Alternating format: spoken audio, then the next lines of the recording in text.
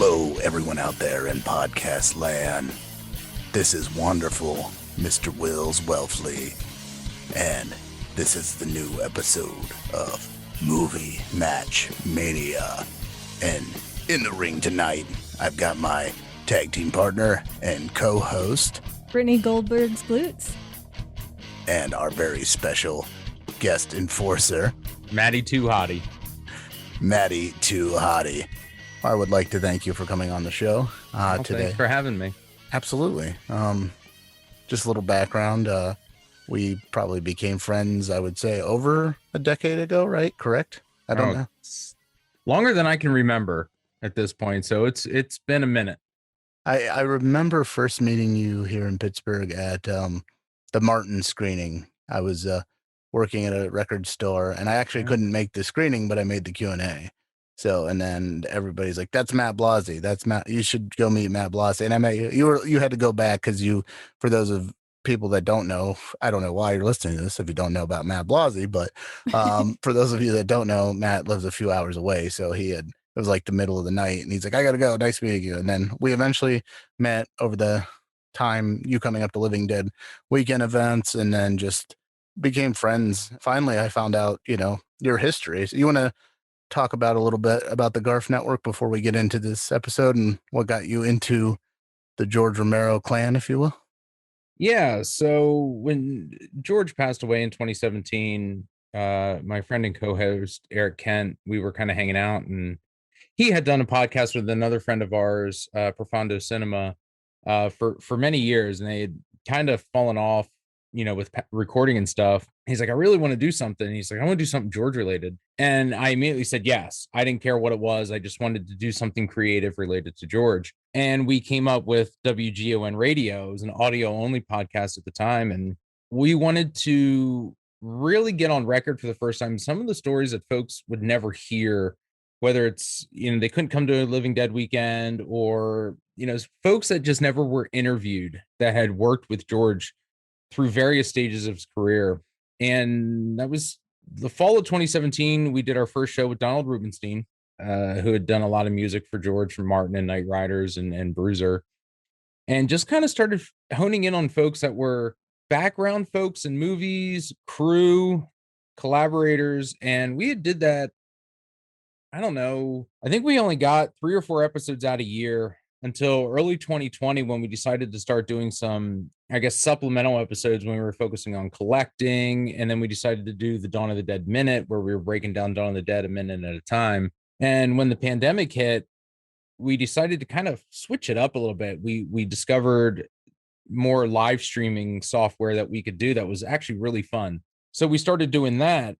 And at the same time, Suze Romero, who we had on the show, called me, and she said, hey, would you be willing to do something with us for, the anniversary of George's passing? I said, Suze, what do you want to do? She's like, well, I kind of want to do a watch along and everything. So we kind of went back and forth with her and some of the folks at the Garf and came up with like a whole night event. We did a watch along for Day of the Dead.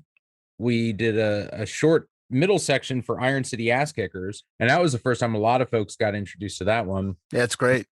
Yeah, we had a lot of cast and crew on, and then we did Night of the Living Dead, and that was fun. And I don't know, that was probably 2 weeks later. Suze calls me again. She said, "Hey, we're this new movie called Host on Shudder is going to come out, and it's going to be really big, and we can get the cast and crew if you want." At that point, I had probably seen a preview of Host. I had no idea what it was. And the night it came out, I watched it and I was blown away. It's, a movie made on Zoom during a pandemic. I'm like, all right, I'm intrigued. And I watched it and they said, okay, well, let's do the show. We'll get everybody on.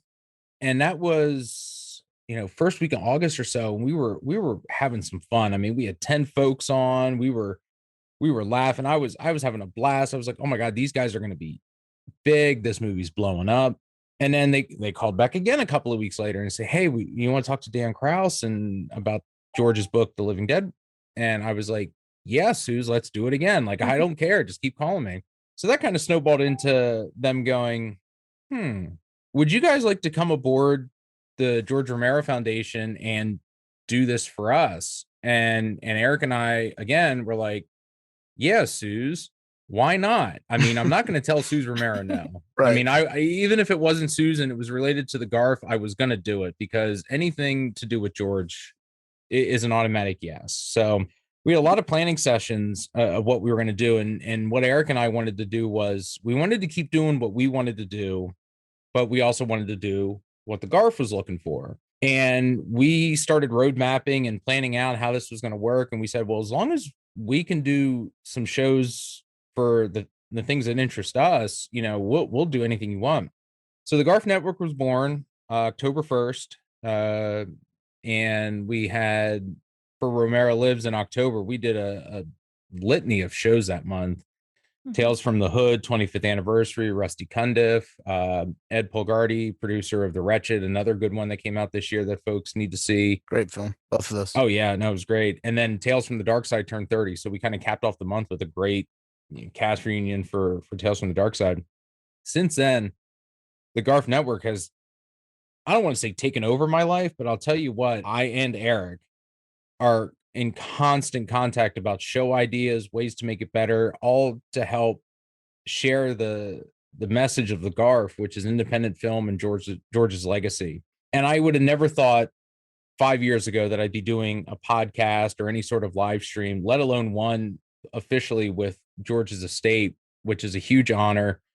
I know Eric and I are constantly trying to figure out how to elevate our game in terms of presentation and shows and really getting the message of the Garf out there, which I think we're helping. And the Garf is really taken off with the announcement of the amusement park coming out on Shudder this year, and just a lot of other stuff. And I mean, we have a lot of stuff in the chamber. Like, you guys are going to love 2021. I think we're already planned out about 4 months. That's awesome. We anything we can, we always throw up in the Signals from Pittsburgh Facebook page, promoting your guys' shows. We love your shows. I think you guys will continue to be successful. I really like what you've done. I've seen 99% of your shows, and most of them are archived, correct? So people can go check them out. They should all be archived on the Garf Network YouTube page. And as long as, I think Facebook keeps them up, you can go back and watch them on Facebook as well. We also stream to Twitch and Twitter. Just for those folks that we found out, a lot of folks don't have Facebook, don't like Facebook or social media. Since YouTube is not a social media platform, everyone uses YouTube. Right. So we said, well, let's stream there as well. And it gets folks to come in and hang out. I'm all for having an audience. And our last couple of shows have been really interactive, really fun. We had My Bloody Valentine. We had Iron City Ass Kickers, D. Wallace and Joe Dante, The Howling. Yeah, I think that's the only one I've missed, unfortunately, but it's good to know I can go back into the archive for it. Yeah. I didn't catch The Howling because I had to work, but I'm going to go back and watch it. Yeah. No, The Howling was fun. I mean, I'm talking to Joe Dante, and I like The Howling. Honestly, I want to bring him back on. I want to do a 2-hour retrospective on Inner Space. Inner Space is great. Inner Space is my favorite Joe Dante movie. It's amazing. I grew up with all of his movies. Yeah. Gremlins and The Burbs and Inner Space are my top 3. And I could talk Inner Space all day. It's so underseen. It's criminally underrated as an 80s gem. Definitely. Have you seen Inner Space, Brittany? I have not. Yeah. Dennis Quaid and Martin Short. Dennis Quaid gets shrunk and is supposed to be injected into a bunny rabbit and gets injected into Martin Short. Oh, okay, I like this. And he has to get out before he re-enlarges. Oh, okay. That's very essential. That's awesome. That sounds great. Oh man, I love any movie where somebody gets shrunk and put into a body. So this is the quintessential movie. Well, when you think about it, when I went back and rewatched The Howling in prep for the show, I see Kevin McCarthy and Robert Picardo, who in turn to Joe Dante alum. So he got a bunch of folks to come back in, and it just Inner Space has a great soundtrack. I found it on vinyl out in the wild a couple of years ago for like $5. I was like, yes, please. Oh, that's cool. That's awesome. My God. Yeah. Stuff like that. Like Inner Space. I whenever that's on Netflix or it's on TV, I'm like, okay, I'm done. It's like the Shawshank Redemption. If it's on, I'm watching it. It's a great film. I have it on DVD. I don't know if they've upgraded it. I don't own it. Yeah. I need to find a good DVD of that or Blu-ray. It needs its own special edition. Maybe Shout Factory will release it on one of their labels or something. Shout Select Interspace. Yes. So this has wrapped up our Interspace. No, Interspace. We're just going to talk about that instead. No, that's awesome.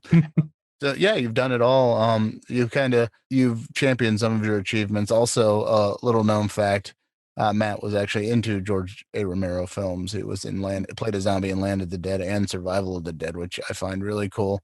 So you got to be in 2 films from your favorite director. So that's amazing. Yeah. Going back to George and what you were talking about before, Iron City Ass Kickers. How did that, not to get too far involved in that, but how did that come to be? And your love for professional wrestling is a good segue. And just how that came to be discovered and what led to your guys is making an episode, which you should definitely go check out on the Garf Network. It's totally worth a watch. And they have a special guest that I won't ruin here, but he'll teach you how to be the change.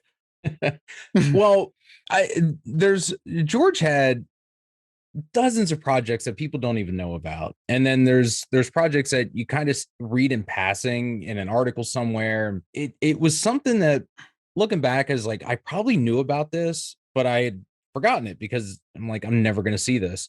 During that, right before that show we did for the anniversary of George's passing, a friend of the show, Christian Stavrakis, was like, we should show George's wrestling pilot. And I was like, what? Right. Because, dude, check it out. It's Iron City Ass Kickers. And I was like, what is this? So he sends me the link and we watch it. And it's a 28-minute proof of concept pilot that George had done that mixed professional wrestling and reality TV. And it was shot over the course of about 2 days in Pittsburgh. Lori Cardillo, Kyra Schoen, we're all there. So Kristen Stavrakis and Mark Ritchie, good friends and collaborators, creators of Mortal Remains, had shot it. And they drove cross state and edited the movie in 24 hours and then drove back to Pittsburgh. And it just kind of sat there. It was filmed, I think, in the summer of 98. So that's the prime era when we jump into this film we're going to talk about, and this one of your favorite wrestlers to kind of boot it up here. That is the prime era of wrestling. I'm older than my 20s, and as I know you are, so I think that was the prime era for both of us in our wrestling fandom. Yeah, I started in the 80s and peaked in the 90s. I mean, 98, I don't think anyone will dispute that. I think the year of 98 is probably the pinnacle year for wrestling. Not in terms of, not match quality, maybe, but maybe not match quality, but I mean, it was in the pop culture. Everybody was talking about it. It was starting to be cool to wear DX t-shirts and Austin 316 shirts and NWO shirts to school because I was a teenager. And I was reading all the wrestling magazines. I had stacks of PWI and all this stuff. And you couldn't do anything without having professional wrestling permeate you. I mean, people were guest starring on TV shows and wrestlers were on TV Guide and cereal boxes. And it was the hottest year. And I think that summer, from the summer of 98, just really was just a hotbed of activity. When you look back and you go back through the Monday Night Wars and you watch a lot of clips, 98 is where you're getting most of the stuff that you remember today that set the groundwork for elevating WWE and at the time WCW into the stratosphere. Like they were printing money.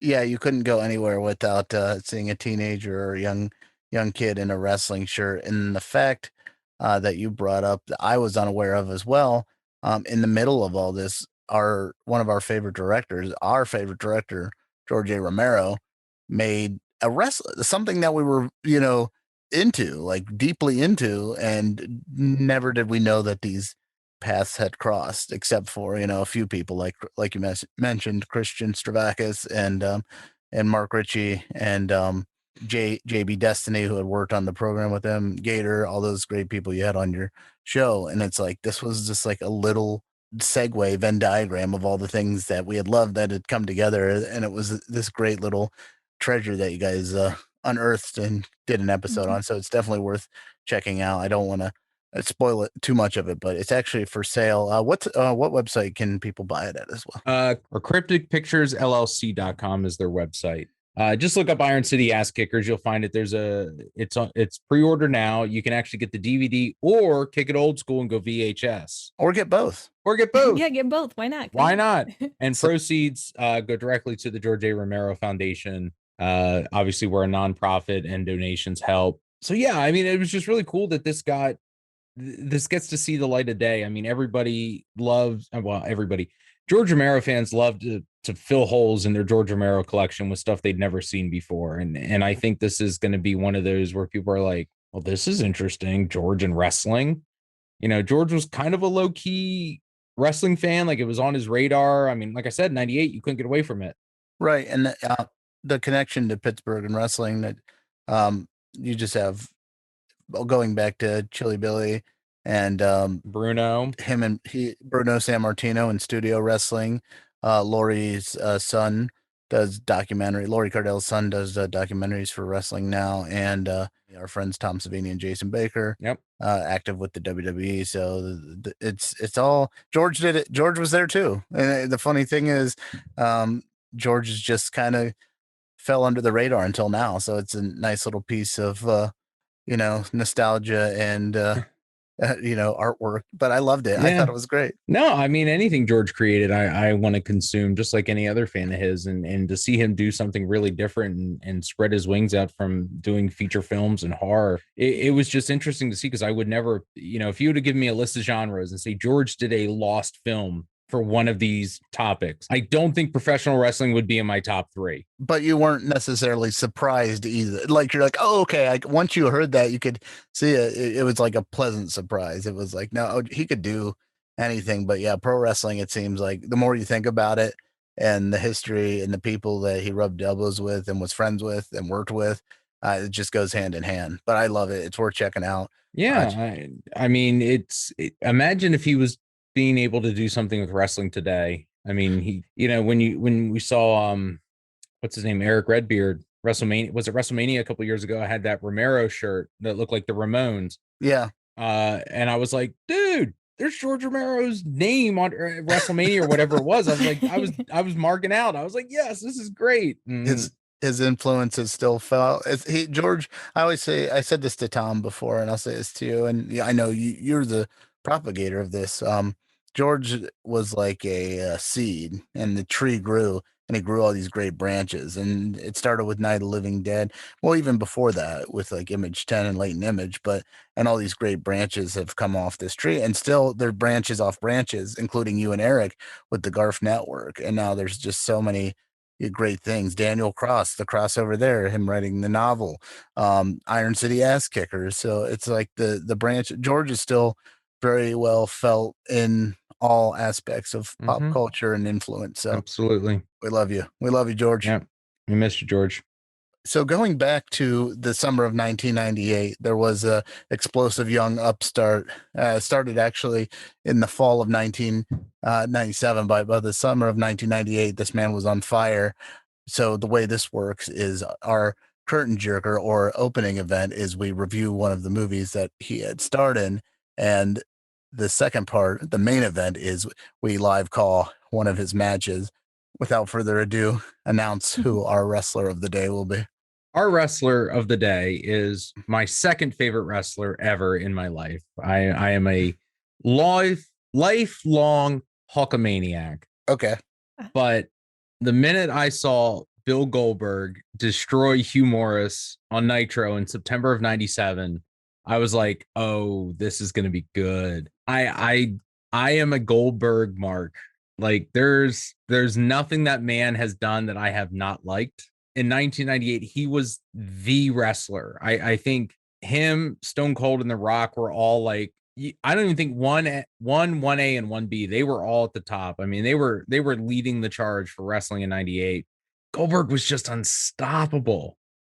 Like, there was the undefeated streak, when he won the world title was like 174 or 74-0 or something. And it was like, who's next? Of course, that was his tagline. I mean, I had the shirt, the black shirt with the Goldberg on the front and the Who's Next on the back. And you started to think like, man, this guy's going to be undefeated for years. When you think back to, the likes of like, Bruno Sammartino holding the title for like 7 years and Hogan had it for 4. Goldberg was unstoppable, and they just kept feeding him. And the appetite he had for opponents in the ring was insatiable. Well, after he became world champion, or leading up to, he started standing in his pyro and inhaling the smoke and blowing it out like some dragon, and just going in and destroying opponent after opponent. And it's hard to say now, with today, you have some Goldberg detractors, and I see both sides of it. But back in 1998, the original streak and the original run of Bill Goldberg, I have to agree, is one of the high water marks of professional wrestling, not just WCW, professional wrestling in general. Brittany, what did you think of Bill Goldberg? Now, we were going to watch a famous match of his a little later after we discuss someone who did actually defeat Bill Goldberg here in this cinematic gem. But what was your first impression of Bill Goldberg when you saw him? Well, let's see. My first impression was the movie. I don't think I watched anything of him before that. So you came the long way around. Oh yeah. I took the long way. Yeah. So yeah, my first impression was the movie. Okay. But he's not too far off in the ring than he was in the movie, honestly. He doesn't say much. He might say less in the ring than he does in the movie. He's got more lines in there than the few matches I've watched. But yeah, didn't he have a mustache? Did he have a mustache in the movie, or am I remembering? It always has a goatee. Just the goatee. Oh yeah, okay. Yeah, no, I was yeah, he's a force. He's scary. He reminds me, I think I said while we were watching the movie, he reminds me of Rhino from Spider-Man. Okay. Oh wow, okay, I could see that. Just you can see it, right? He reminds you of Paul Giamatti. No. Oh, okay. Oh my god. Oh, okay. No, but yeah, no, impressive. He's a force. So yeah, that's my first impression. Okay, good to know. And yeah, after that we watched some matches. So we didn't watch the match where he lost, or the match that we're gonna watch. I don't want to spoil it. We watched the Hulk Hogan one, which I was impressed by.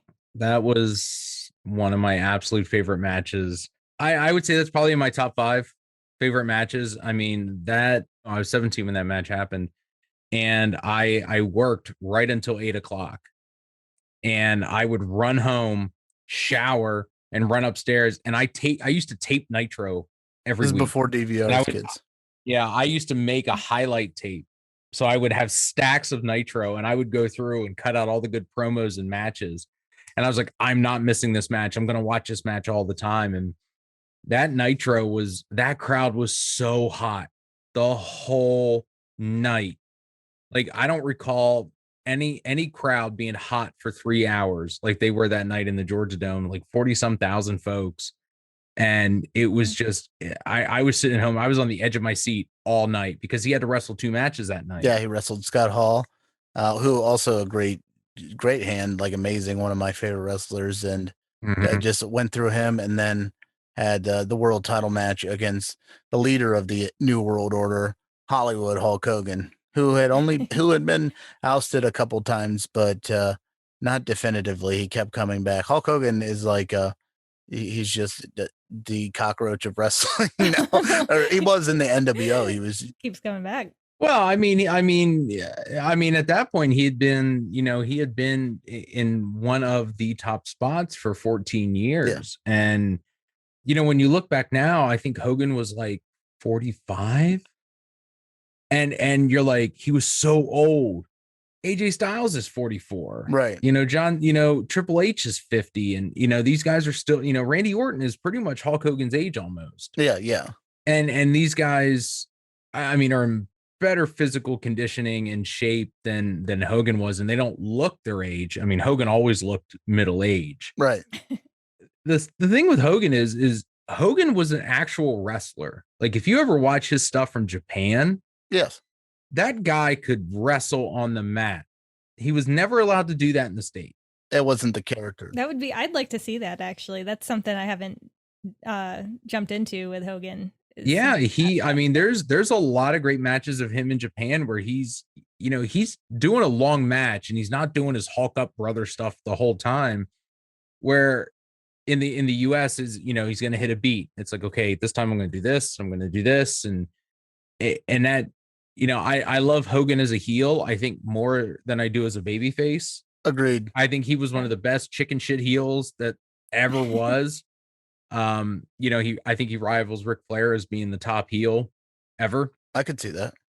He changed wrestling in the 80s and brought it into the mainstream, and then he changed it again, turning heel in 96 and really upended everything. I mean, I think that might have been the biggest surprise in wrestling ever. Yeah, what was his heel turn? He just had to be the change every time.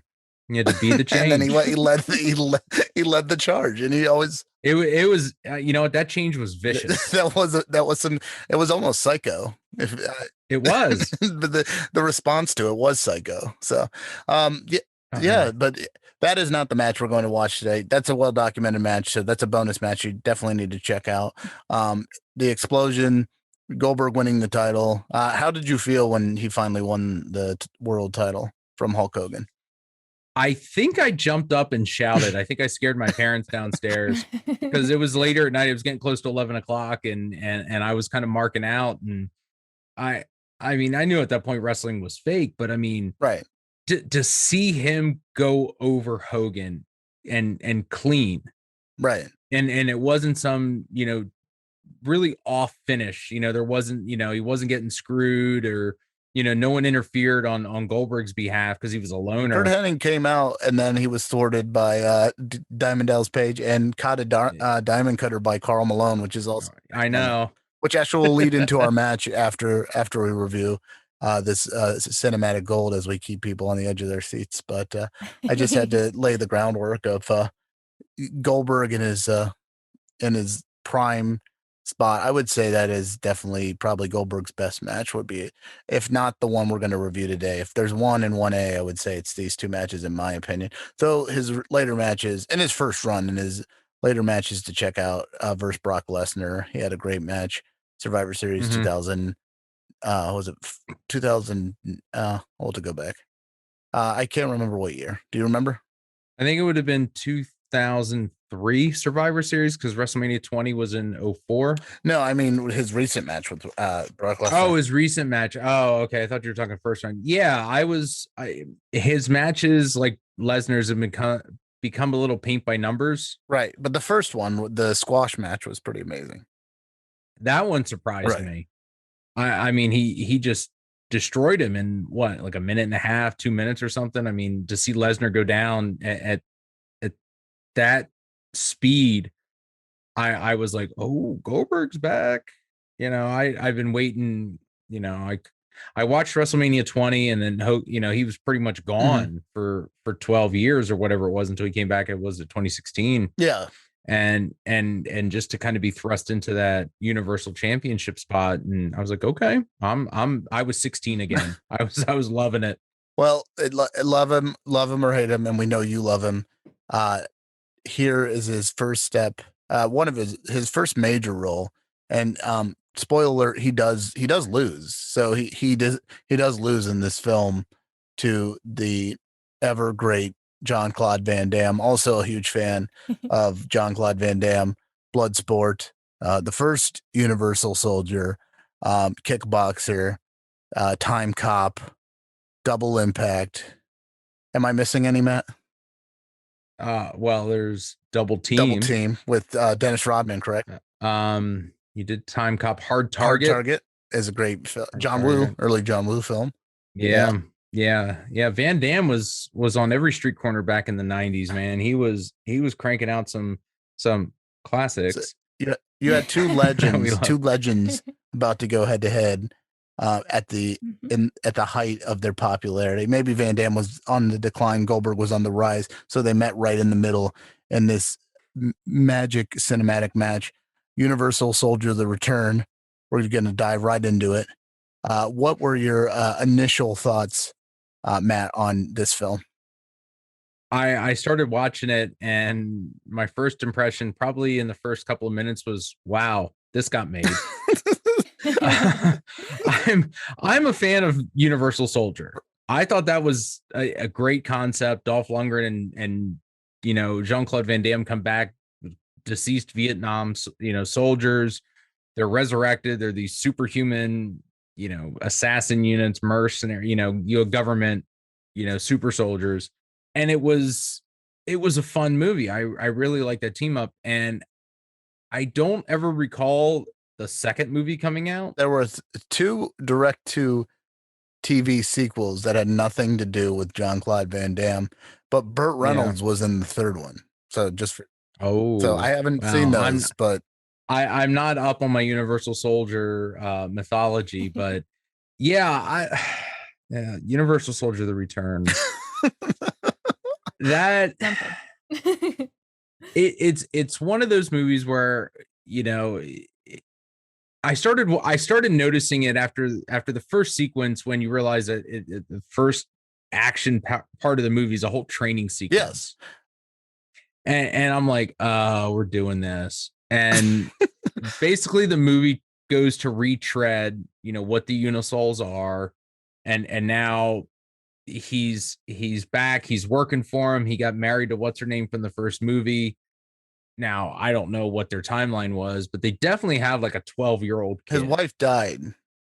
The Unisol, if I can just interject, Unisol to me sounds like something like when you get old and the arches on your feet have fallen. Yeah. Go get me my Unisol. Like Dr. Scholl's new insert Unisol. Yeah, they're like an orthopedic shoe. They kept saying Unisol, and I said, it just sounds, exactly. It sounds like a orthopedic insert. So it was. Man, let me tell you, it was a chore. I had to find the mental capacity to be engaged, because it's one of those where, again, it's a by the beat, paint by number. You kind of like, okay, you're setting up the big bad. This is gonna they're telegraphing this whole new group of Universal Soldiers is going to be what he's going to be up against, and now they're going to be in this confined space, and Goldberg plays the Unisol Romeo, and it was, Xander Berkeley is in it, and a couple other folks that you've seen in movies here and there. A lot of that guy. Hey, there's that guy. Well, he's the connection to Pittsburgh because he played. He's in The Walking Dead. Yep. Yeah, and he was the leader of Hilltop, and then was later dispatched. So that's your connection to Pittsburgh. Greg Nicotero heading The Walking Dead. So there's your Pittsburgh connection. What were your input on the opening scene, Brittany? I want to really hear what you had to say, because the crossfading. Yeah, that's what I remember. Yeah, I knew we were in for a treat when I saw a bunch of crossfading. And then we just cut to, we have this like insane scene at the beginning. Like starts out blaring music, new metal. He's in a boat. Yeah. Oh yeah, we have stuff to say about the music too, but I knew right away that we're in for something. And it was a movie that is, I think, fun to watch with somebody. At least you have to have some sort of company. I think a therapist. You can have fun with it, but it's more fun. It's more fun with company. Yeah, call your therapist up. Schedule a session for 90 minutes. So first impressions, I had a feel for what I was in for pretty quick. Yeah. I just had something here I wanted to bounce off you guys. So this is Goldberg's first major film, and this was released theatrically, which is a weird step after the first. I guess there were some rights issues, but the first one was actually pretty successful. So they thought, okay, we'll take it back to that. Got released theatrically in 1999. This part in Goldberg's career, he had lost, but he was still, people still wanted to see him. It was good for him to go away and do a movie, but you cast him as this psychopath. And I get that he's big, but it's like you have the hottest, one of the hottest good guys, baby faces in professional wrestling, and you cast him as this like lunkhead psychopath, soldier. And I get that, that's typecasting. He looks like that. He can play that role. I took exception early on because Jean-Claude Van Damme's partner, I forget her name. She was Kiana Tom from Kiana's Flex Appeal on ESPN, man. Okay, thank you. And you might be too young for that. That was a fun show on ESPN where she would do like step aerobics and all that stuff. So that was a big thing in the early and mid 90s, was turning on ESPN midday, and they'd be doing the step aerobics, and you'd have the women doing their jazzercise and stuff on ESPN. But yeah, that was Kiana's Flex Appeal. Thank you for the knowledge drop. Yeah, well, when you're home in the summer and you're swimming through and you're like, okay, she's hot, Thank you for the insight. My point being is, Goldberg wanted to get on that Flex Appeal, it seemed, and he didn't care if it was consensual or not, and that really bothered me. And I don't know if I was the only one that picked up on it, but it's pretty apparent that Romeo may be a rapist.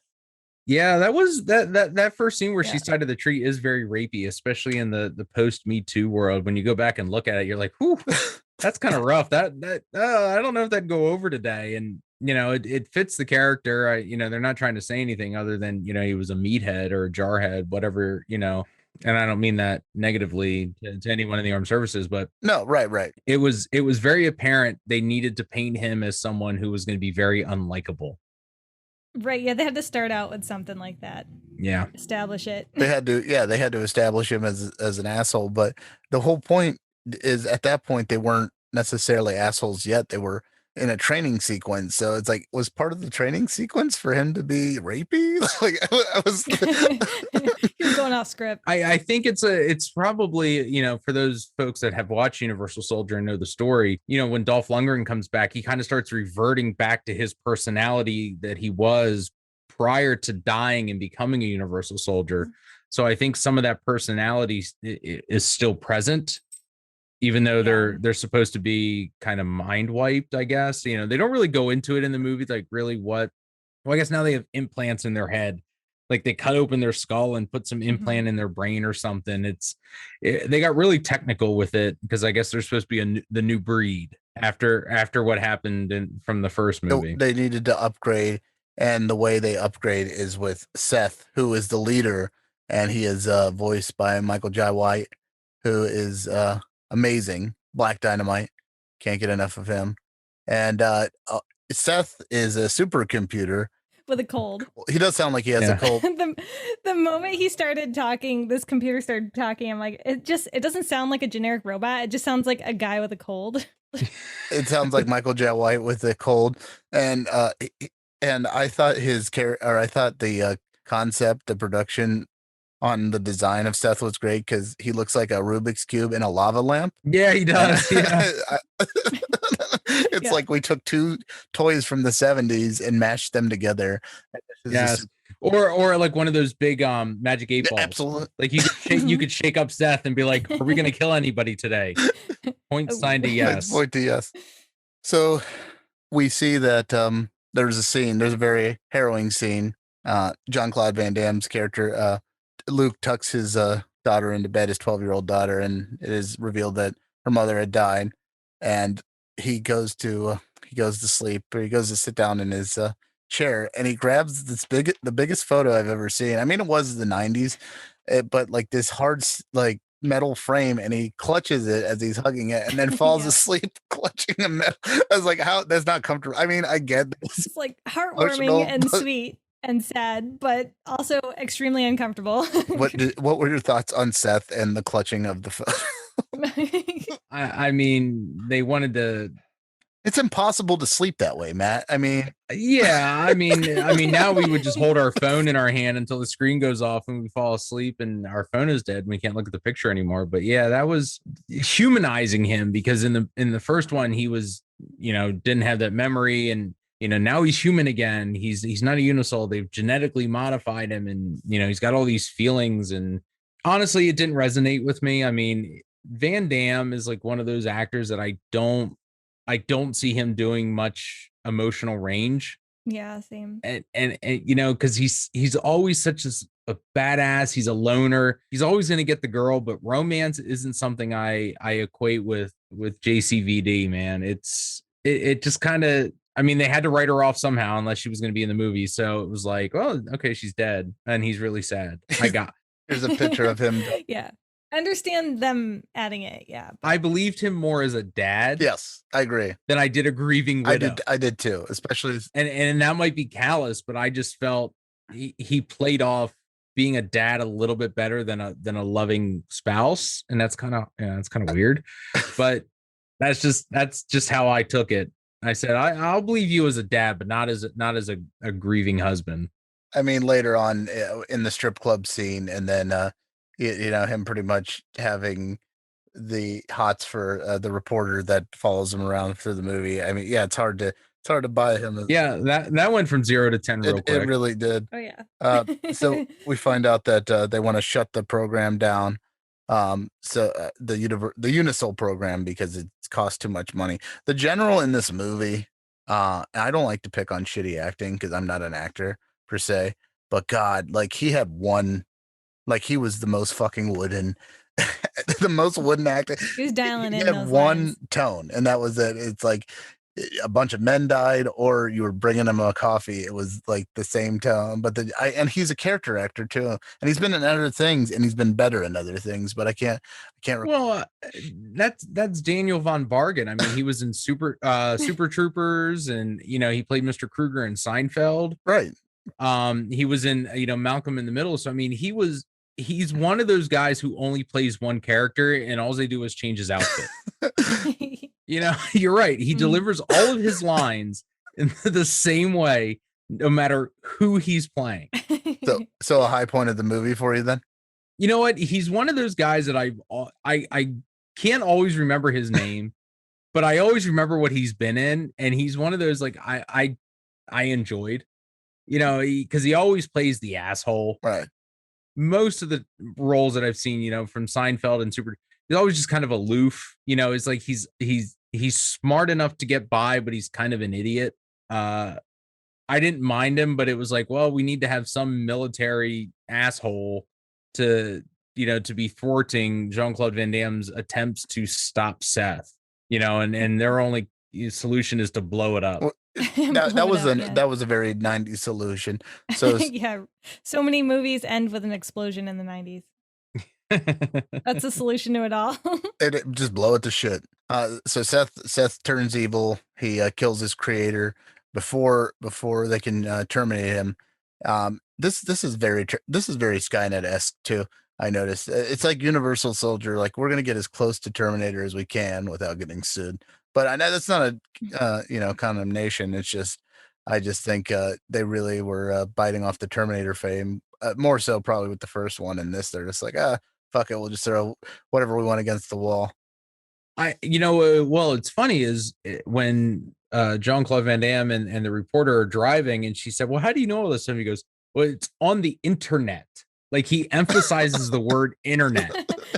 And it was, this was filmed, I think, probably in late 98, early 99. So the internet was just becoming available in all of our homes. Right. There were many folks who, if you had internet, you had dial up, and you were one of the cool kids if you had AOL and not like Prodigy or something. But it was the start of that .com boom, where everything was not just being in computers, but AI and the ability to hack into a computer and get on the internet and find your information. And that kind of stuck out for me, because I was laughing every time, when he was in the computer in the strip club, like hacking in somewhere. And I was like, what is this? Like, this computer's not going to be fast enough to get him his information on a 28.8 modem. All the computers had like pretty much live screens, especially later on when it's like a video of his daughter in the hospital. It's like, man, that's like a better connection than most of us get now still. They had Zoom quality streaming back then. You jumped ahead, but it's to a great scene to where, so Seth he has harvested these soldiers to protect him and to pretty much stop the human element from shutting him down. And there's some shit about a code. It's the main crux of the film, but it's not explained at all. It's like, well, he's got a code, and that's the only way to shut him down. But then Seth may be able to hack the code, but he can't kill Luke, Jean-Claude Van Damme's character, because he has the code. So I was looking, I'm like, I'm reading too much into this, but it's, I did the same thing. I went back and I was like, okay, so there's a code that Seth needs that only Seth or that Jean-Claude Van Damme and Xander Berkeley knew. right. And Xander Berkeley got electrocuted. And he had to shut him down within 8 hours. He had to put the code in to keep Seth going. It was some convoluted mechanism that, you know, he had to put the code in or Seth was going to shut down. I don't know why they had to put the code in. They didn't explain it. No, and it was a game of cat and mouse that wasn't so much fun to watch because it just seems like they kept going back into the same areas. It was like, we're going to run to this room in this complex and we're going to fight. We're going to run to this one and we're going to fight. Then we're going to go off site, but we're going to come back. You know, we know we're going to come back. Right. And if you're going to go off site, you're going to go to a gentleman's club. yeah, but back to the strip club. Before we get into that though, let's talk about the reason why we're here. The man, the myth, the legend, Bill Goldberg. He was the man. Some of his scenes in this are great. He is specifically ordered. I think they have to adhere to Seth's programming or his commands. Is that correct? Am I reading that wrong? Well, I mean, I took it as that these implants were running them. Right. You know, they get their program. They aren't of independent thought. They know, go kill, you know, Devereaux, and okay, we're gonna go kill him. But man, Goldberg is not a good actor. Not in this. He's very one-dimensional. Like there's, you know, it's like you need to play a bad guy. Okay, how should I play it? As a bad guy. You know, just be an asshole. You know, and from that opening scene, that training exercise where he's, you know, out in the woods and he speaks in one-liners. Yeah, he does, which I actually like. Yeah, it was funny, but I was like, oh my God, this guy is a plot device to stop Van Damme or to progress Van Damme to the next plot point. Right. He's like a mini boss that just keeps returning. There you go. Yeah, he's the Mr. X of this film. Yes. Yes. Yeah, exactly. The one scene I did enjoy was when, and it's cringy and it made me laugh. It was the one part of the movie that I actually laughed at, is when Van Damme is trying to get into this truck in the complex to escape. So Van Damme jumps off the roof, probably like 40 feet, and the truck just happens to have something soft in the bed. As they do. And he climbs in, he gets it started, he puts it in gear, and Goldberg's looking over it, and he's like, ha, ha, ha, ha. And he takes the step off, and Van Damme pops it into gear and hits the gas and pulls off. And as Goldberg's falling, he's like, oh, shit. And he just hits the ground. Like Wile E. Coyote. Now, unless they replaced his skeleton with adamantium or a Terminator-style endoskeleton, he should have died. Right. Yeah. But that's not even the best part. Van Damme stops the truck, looks behind him, puts it in reverse, and runs over Goldberg, who had plenty of time to move. He had an obscene amount of time to move. But the icing on the cake is that Van Damme doesn't even keep the truck. He grabs the girl and they run away, and the camera pans back to the truck. The driver's side rear tire shows Goldberg laying underneath. He's parked on Goldberg's arm above the elbow, and he reaches over and just presses the valve on the tire to let the air out of the tire. Like, just the convenience of having the valve stem within arm's reach. Yeah. I just, the entire scene was so absurd, was so over the top campy. I couldn't stop laughing just because it was like, I was like, oh my God, that's it. That was probably one of the better scenes. That was one of my favorites. Yeah. I feel like he wasn't in it as much as I expected. That was my first thought. I was like, oh, I thought he was going to be the main bad guy. You know, he was in it, but he wasn't in it as much as I expected. Yeah. And I just kind of noted that he was in every location they went to. He shows up once. He gets a scene in every location, and you know, that's his thing. Yeah.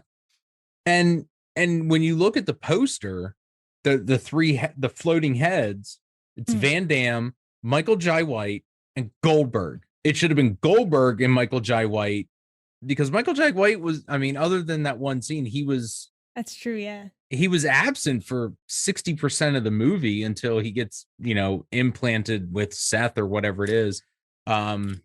Yeah, I thought Goldberg was going to be the main bad guy, or he would have been more formidable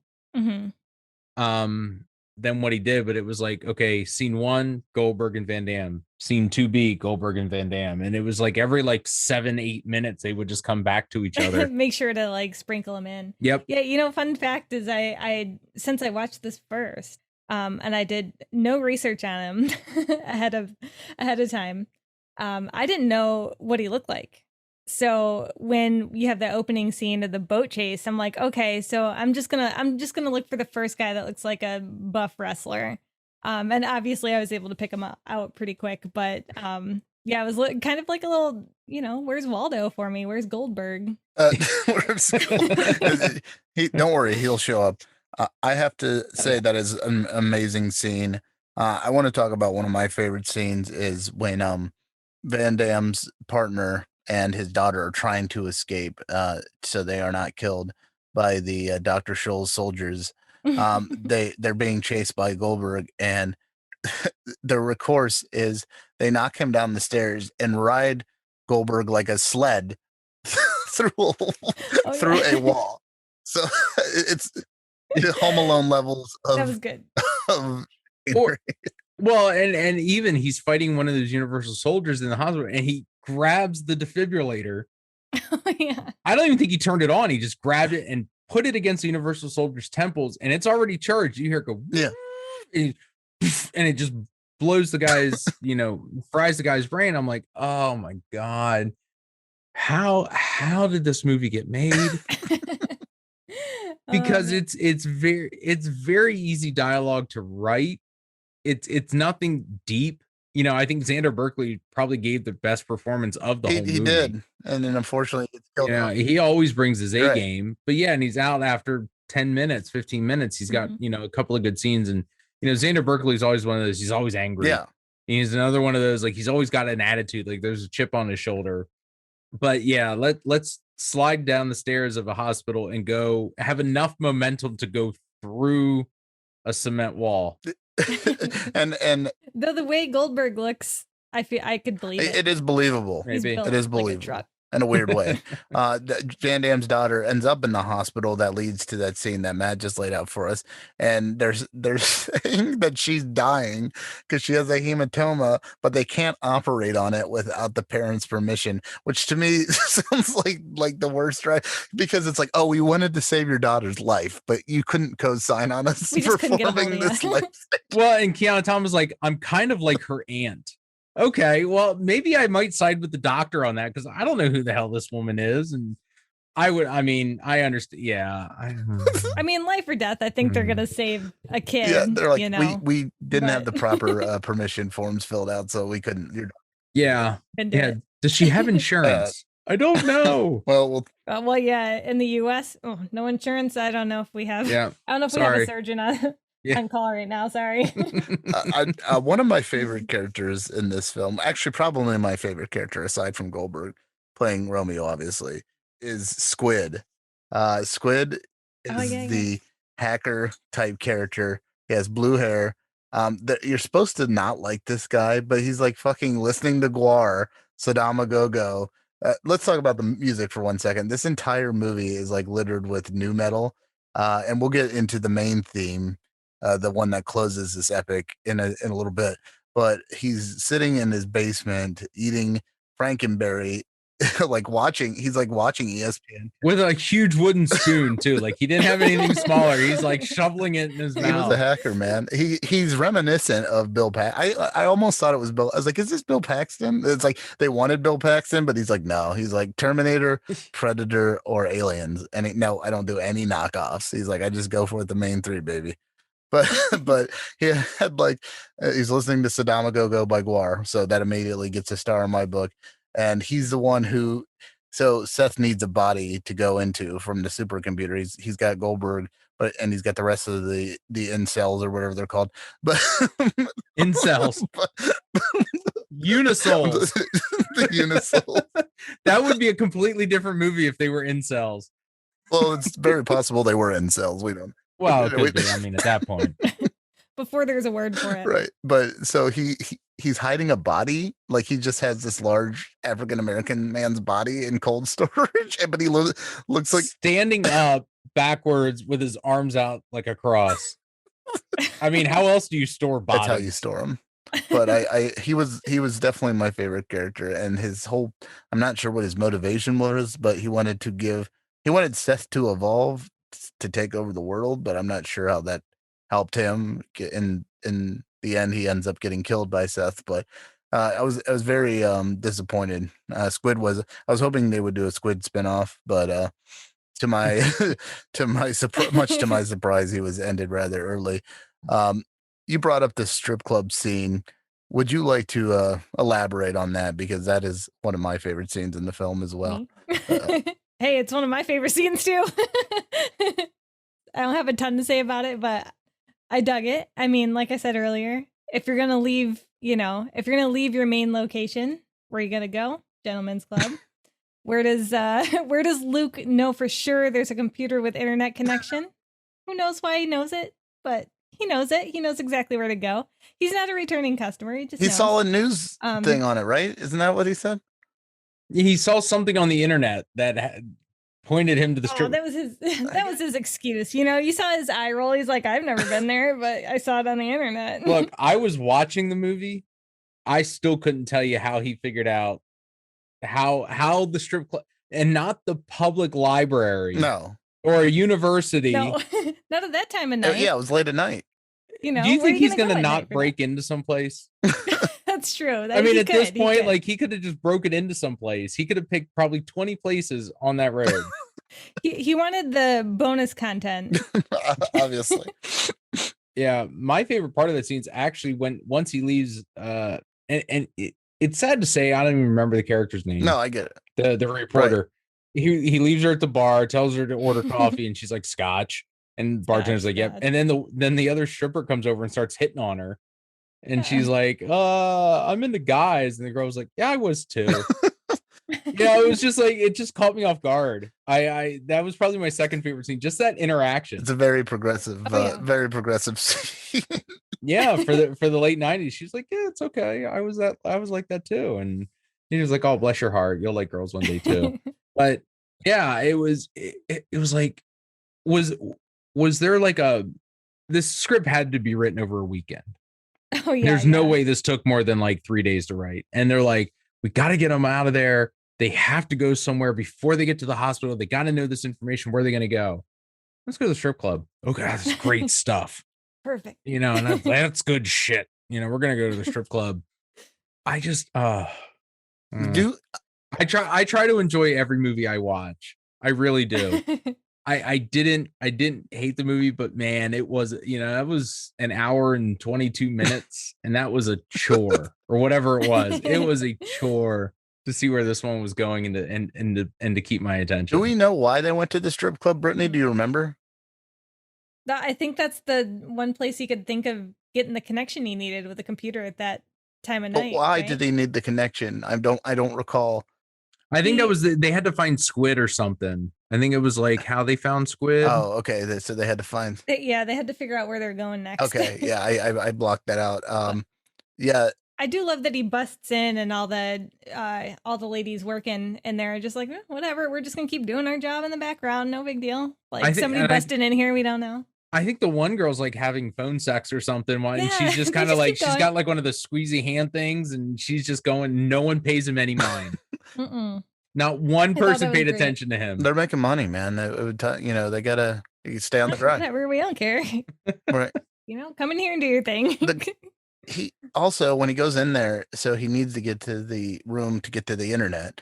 He doesn't even try to bribe the guy or anything. His first action, his first plan of recourse is to headbutt the guy and hope he stays down long enough for him to get information on dial-up internet.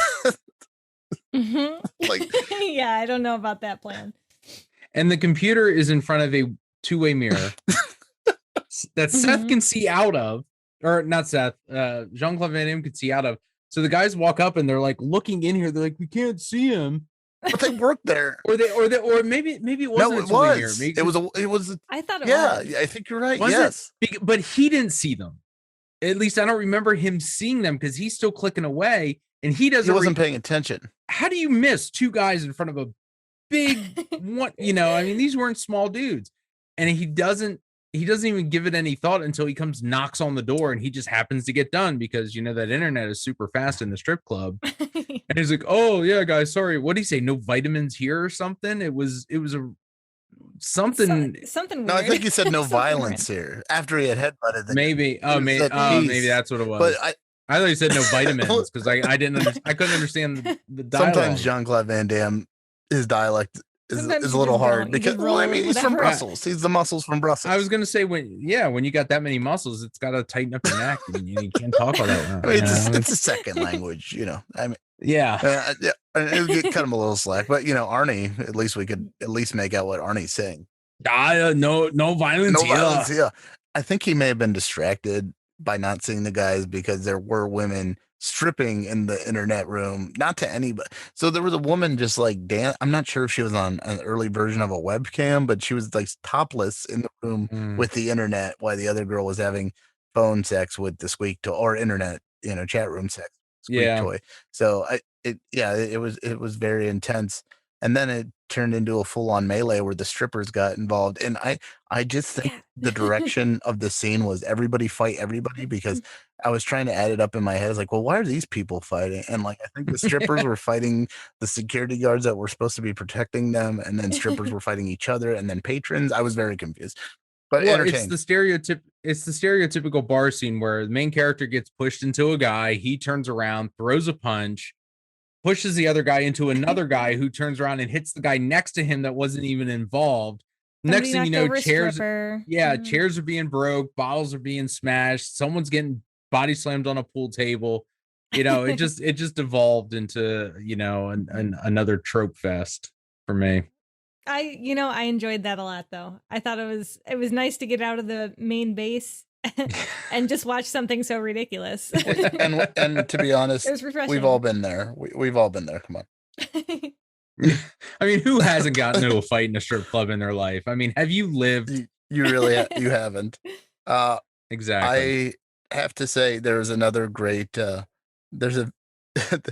there's another great moment with Goldberg where he shows up at the hospital to find Jean-Claude Van Damme, and he interacts with these guys, and the internet, the IMDb says they're security, but they're not dressed like security. They're dressed like they're actual like patients at a hospital.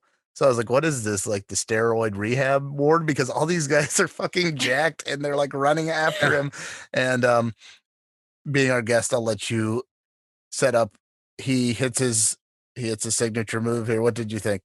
Honestly, it's one of the I might have been eating dinner. I don't remember much of that scene.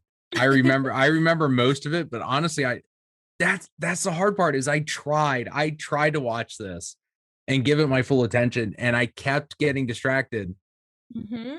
Well, I was just telling Will that, like, you know, I feel like I got a goldfish brain because I was trying to make a couple notes and I'm like, man, this whole movie's like blending together. I'm forgetting it already. And that's kind of what it was for me.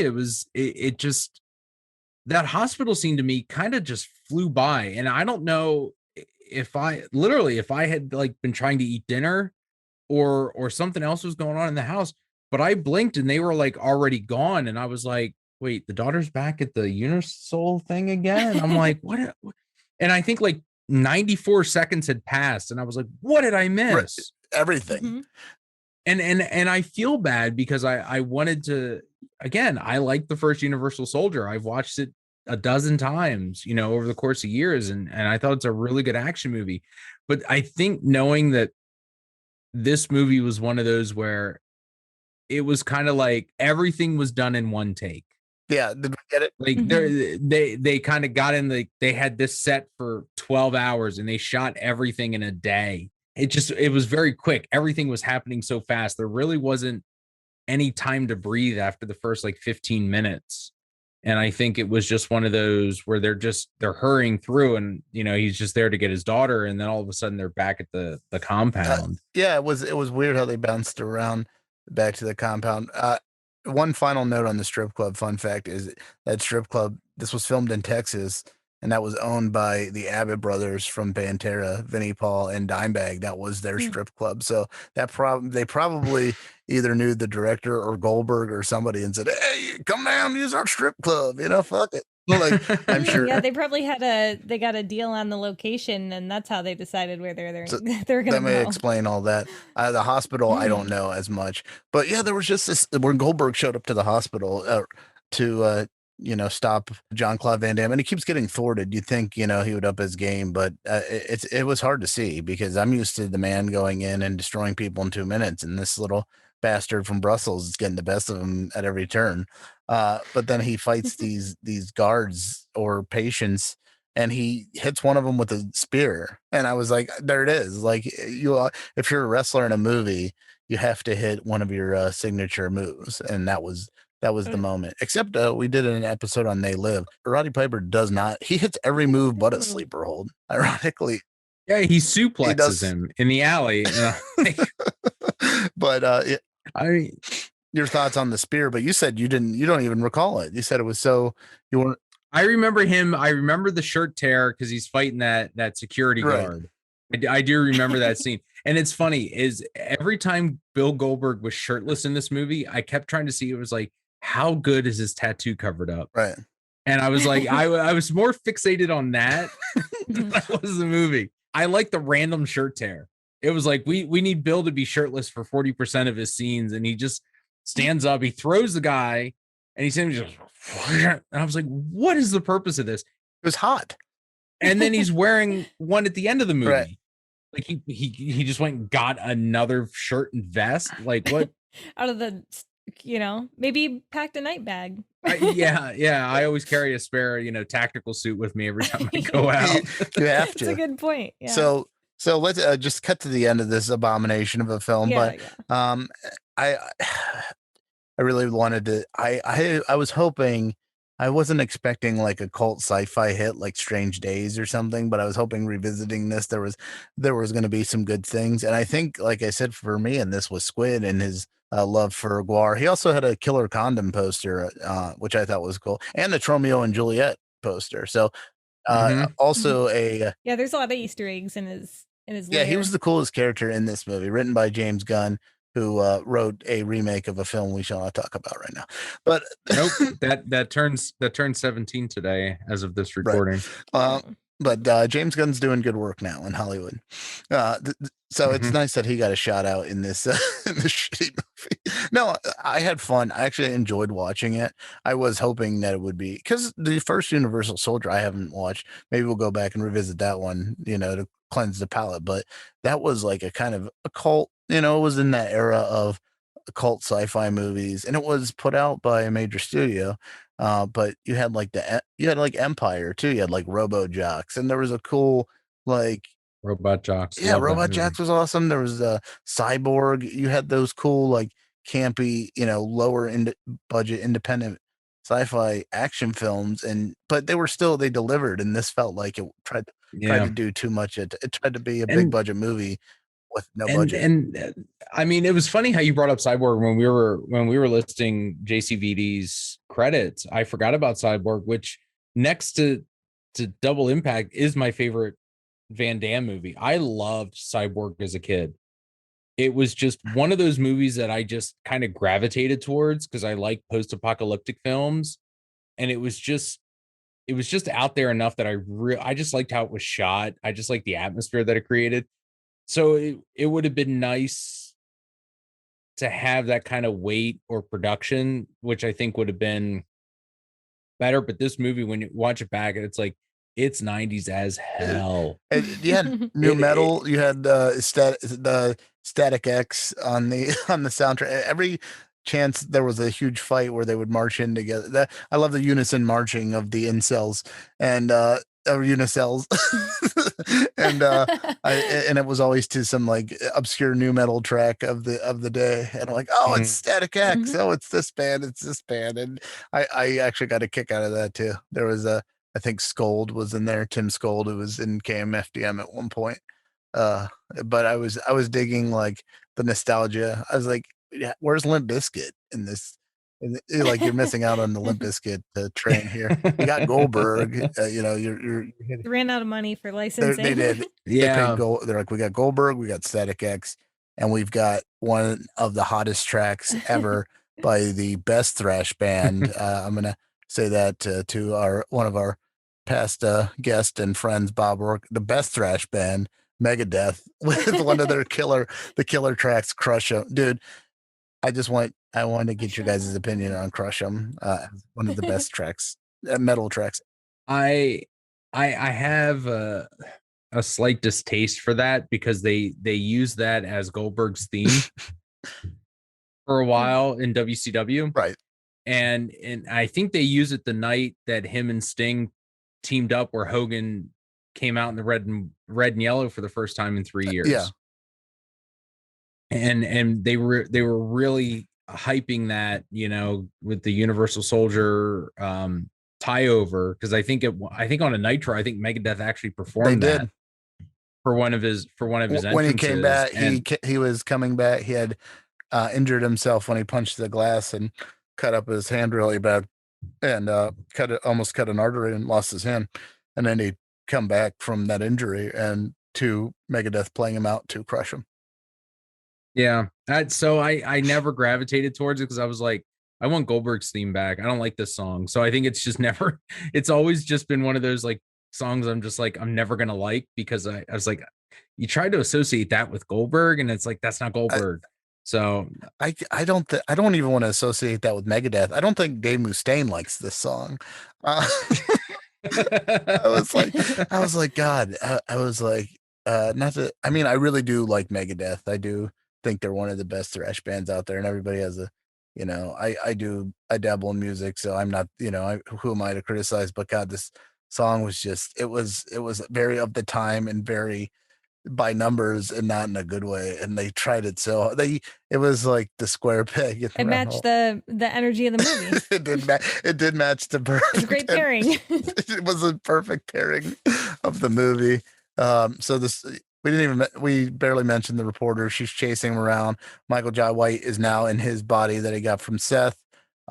He sorted, like, they just ripped off the ending of Terminator 2 and Demolition Man. He gets frozen and then like shattered by fucking Luke, by Jean-Claude Van Damme. And then I believe Goldberg gets blown. I don't even remember Goldberg's demise. That's how anticlimactic. I think he gets blown up, right? Either.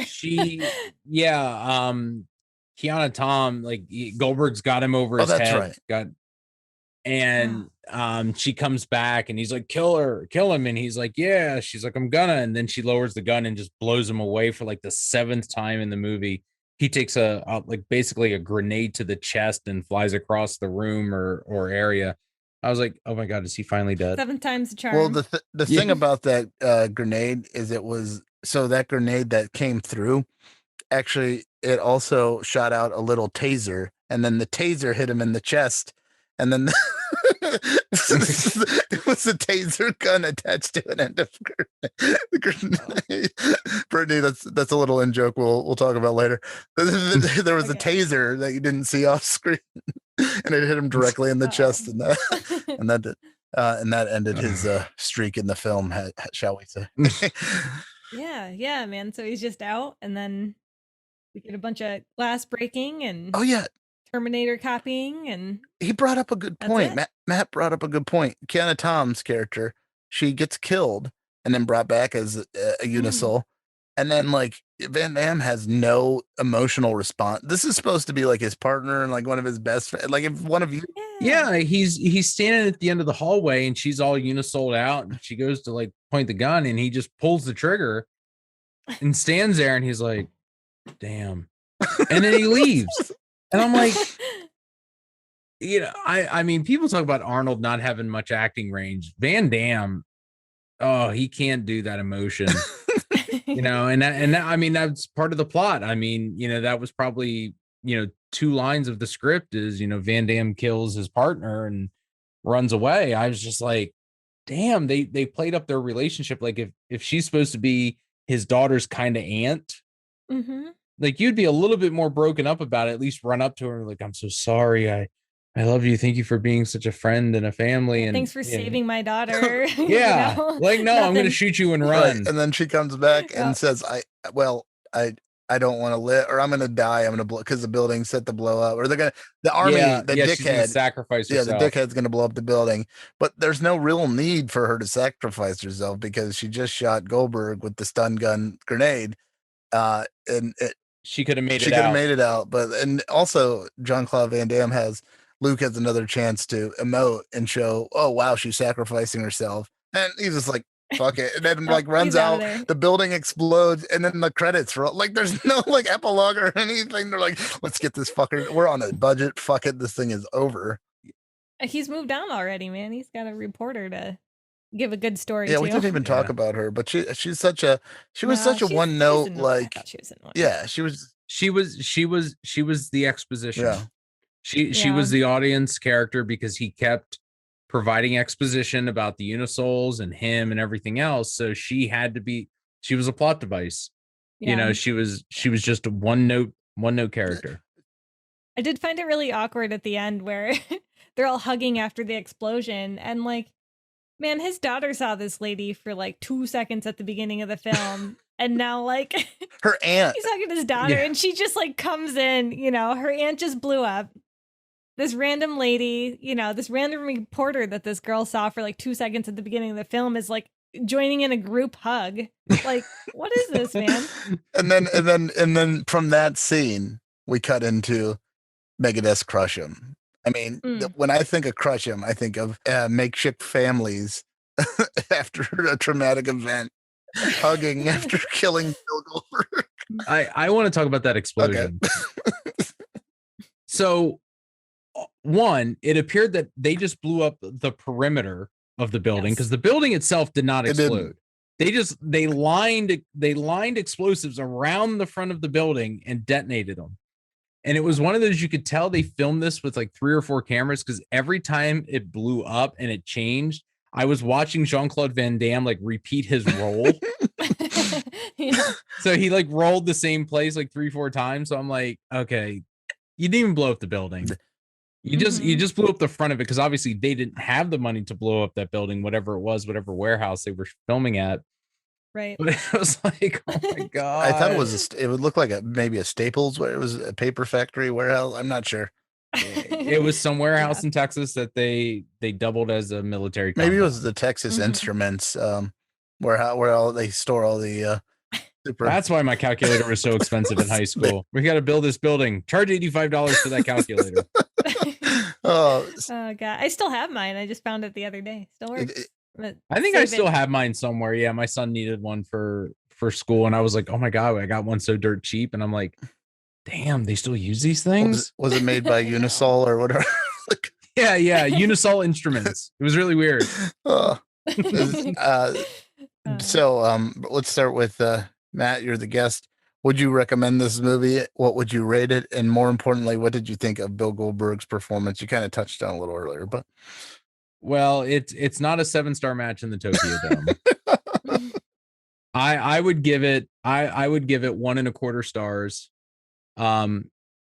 To quote one of my favorite podcasts, Cinema Sincast, it'd be a wreck of Warren.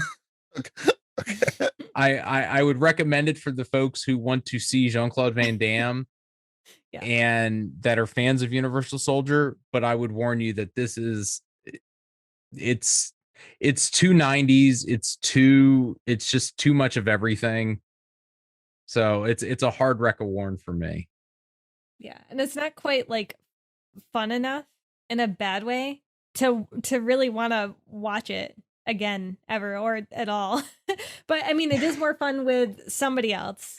It's a fun watch party movie. Yeah, I think if you had enough, there's a golden amount of people that you'd have to really have fun with this one. Yeah, if you're sitting around and you got a couple of cocktails in you, and there's you're picking a bad movie night, this would be one you'd bring over. I think it's our job. Now that you bring this up, I think it's our job to make this film a cult film and actually get you've got the power at the Garf there. You have connections to high profile people. Pull the strings, get Bill Goldberg, and let's let's do the anniversary. Let's do I want to talk about that. Universal Soldier. We'll get Bill Goldberg and JCVD and be like, guys, let's revisit Universal Soldier: The Return. Like this movie needs the love it so rightfully deserves. I don't know if I have that much pull at the Garf. I even for that one, they might shoot that one down. They might crush it. Yeah, I might be out of a job. I want Dave Mustaine. You know what? Yeah. Universal. We're gonna rethink this arrangement. Universal Soldier: The Return. Yeah. Oh no. Can I return this movie?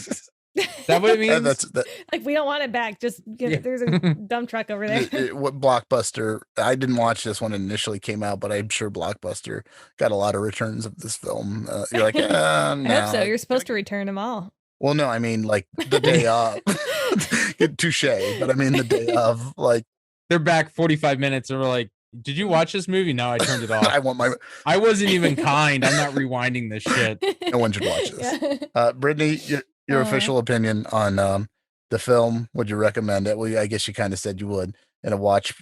That was my official opinion. And maybe in the golden ratio of people for just a fun bad movie night. Yeah. What about Goldberg's glutes in this? His glutes are always popping. So got to give a star for that. Mandatory 1 star. All right, mandatory 1 star. I wanted to really like this movie. I was hoping, I remember it being advertised as a kid and missing it in the theaters.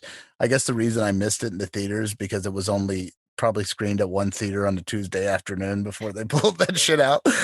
For an hour and 27 minutes, it had one screening.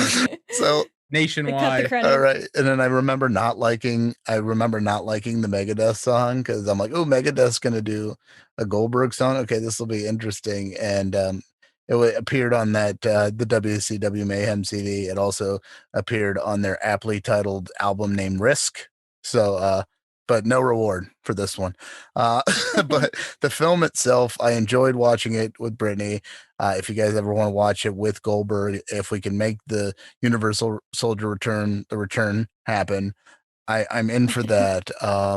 I was disappointed with the use of Goldberg. I feel like they just kind of, I feel like you could have done more with him, even if he wasn't the strongest actor.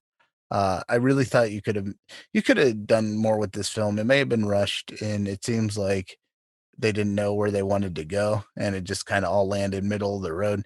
Jean-Claude Van Damme has since made better films. Goldberg has since made better films. Santa Slay. That should have been the movie we watched. Well, I wanted to watch this movie so we could talk about the Megadeth song, and I was kind of mad at you, so I thought I would punish you by making. No, I'm just kidding. Oh no. No. Why? Because I'm the change. Because you have to be the change. I was sincerely hoping to find gold, but there was no gold here to be found. It was pyrite. It was Fool's Goldberg. Is my official review. Okay, now it's time for the main event. We've got MATTY to HOTTY Blazi, and we've got Brittany Goldberg's glutes, and me. I'm wonderful, Mr. Wills Welfley. Now we're going to call one of our favorite matches from Bill Goldberg, and this is Brittany's first time seeing this. Matt, would you like to set up the match for us?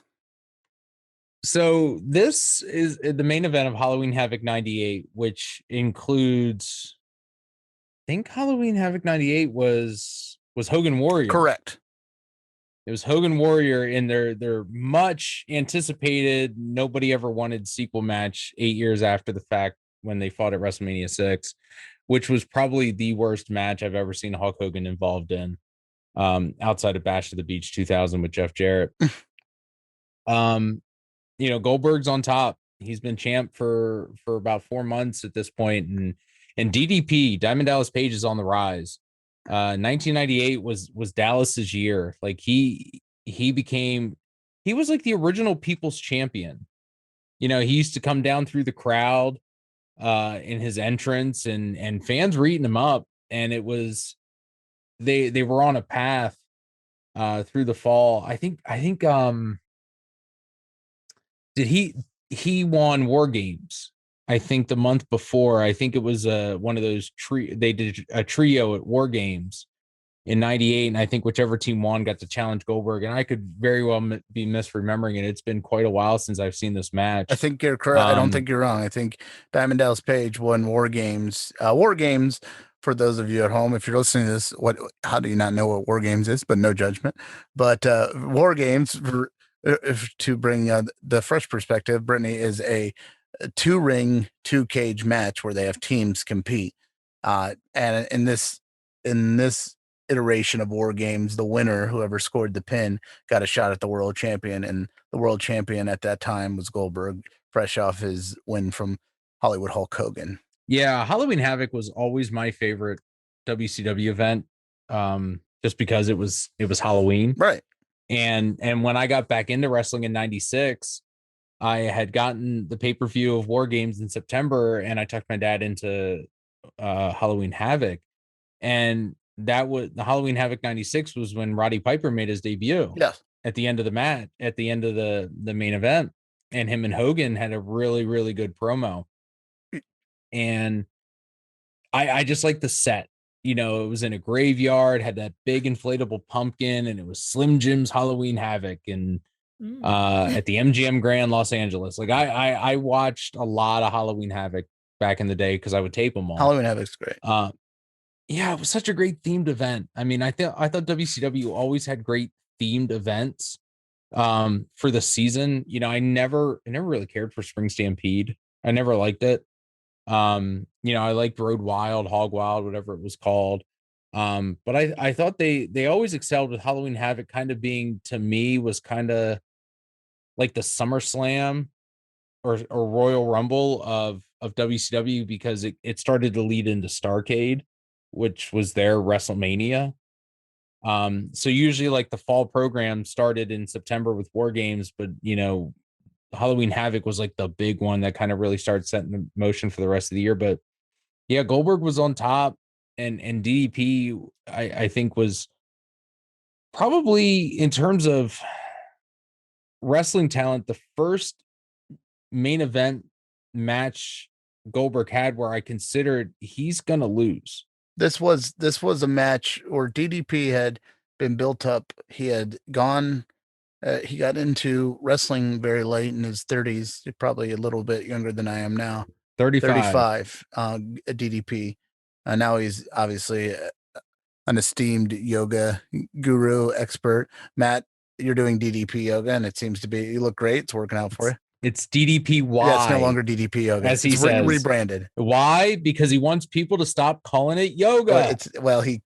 It started as DDP yoga, but sorry, I hear that every day when I do the right. Well, DDPY for branding, but yes. So you're doing your DDPY. He's obviously successful, self-made man, self-promotion.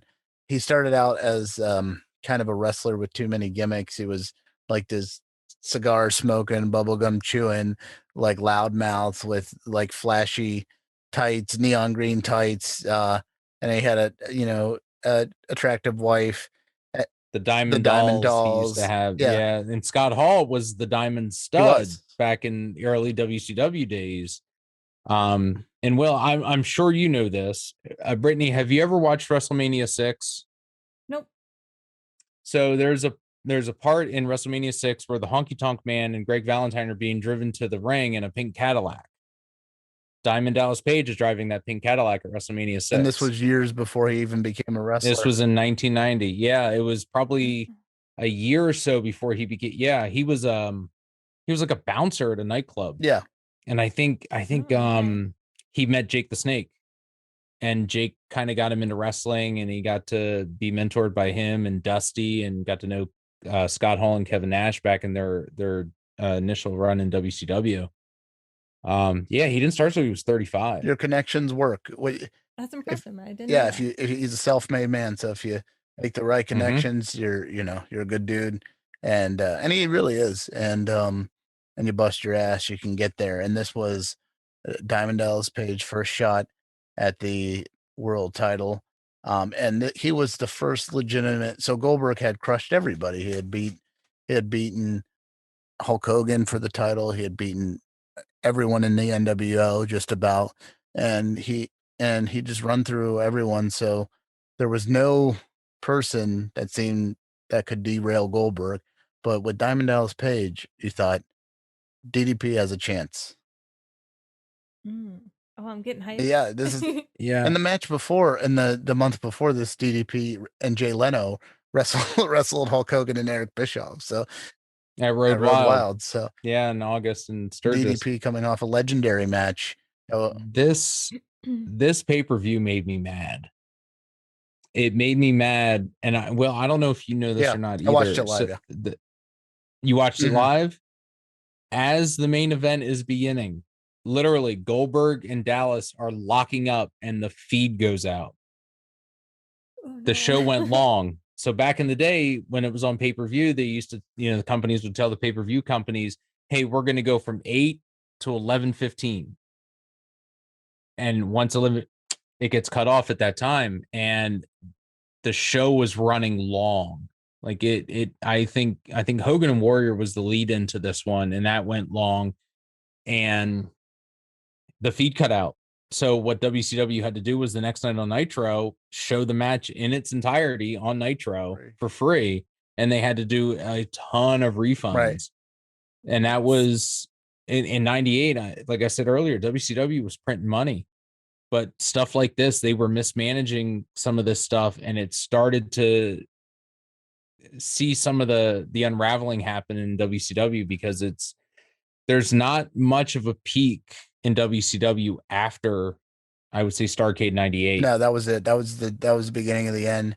This was 1 month before then. This is probably, people say that had it not been for the folly, because I was watching it at a friend's house, and he's like, I'll just reorder it. If they bill me twice, I'll ask them for a refund. So he just hit the reorder button. So the match, because we couldn't miss this, because there was no internet, there was nothing, there was no coverage. Nowadays, like when we were kids, there was no ESPN coverage of wrestling. There was no YouTube channel. You're like, oh, I missed the main event, what happened? Or I missed this pay-per-view, what happened? No, you had to wait until the next night, and then you might get some still shots, or and even the replays, they didn't air them a lot of times after the original pay-per-view. You had to wait until Tuesday night. Right. Because wrestling being on Mondays, they would do the replays on Tuesdays or Wednesdays as that. So it was disastrous. I was so mad. This is Sunday night too. I think I was in high school or middle school at this point. So you're not going to be able to stay up, even if you could reorder it, even if they did the replay, you're not going to be able to stay up till 3 a.m. if you're having friends over, it wasn't like at the tip of your fingers, accessibility that wrestling is today. Back then you literally had to hunt things down. So for them to like mismanage this was, I wonder why they went out of business. Got bobbed by their competition. But but as far as wrestling matches and events go, I think this was, I would say, Starrcade 1997. The Hogan Sting match as a build and as a spectacle is probably what they consider number one. But I would say, I have to say, Goldberg and Diamond Dallas Page was even as much, even though it didn't have as long as a build, just the implications of what could happen. DDP was red hot. Goldberg was red hot. They were both good guys. Ironically, the rematch of Hulk Hogan and Ultimate Warrior was, they're both good guys. Who's going to win? Ultimate Warrior won their first match. He became the head good guy. So would WCW copy that, or would Goldberg prevail and go on to be the Warrior and continue to be the man and continue the streak? Well, we'll find out. Yeah. Brittany has not seen this match. Brittany, are you excited? Yes.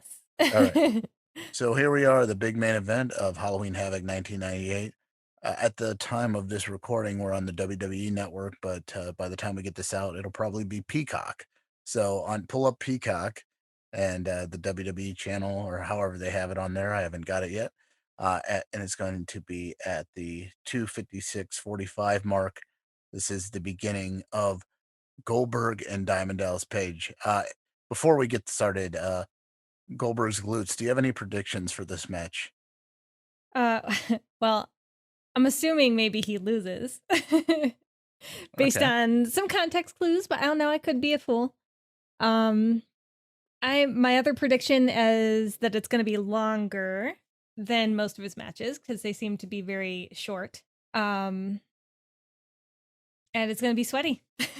Matt, what do you think about those predictions? I think those are pretty sound predictions. It's going to be a slobber knocker. All right, here we go. Let's get it fired up. All right, I'm going to count us down. In a 3, 2, 1, go. And right now we're kind of looking down at the ring in a sea of also sweaty people. So 3, 2, 1, go.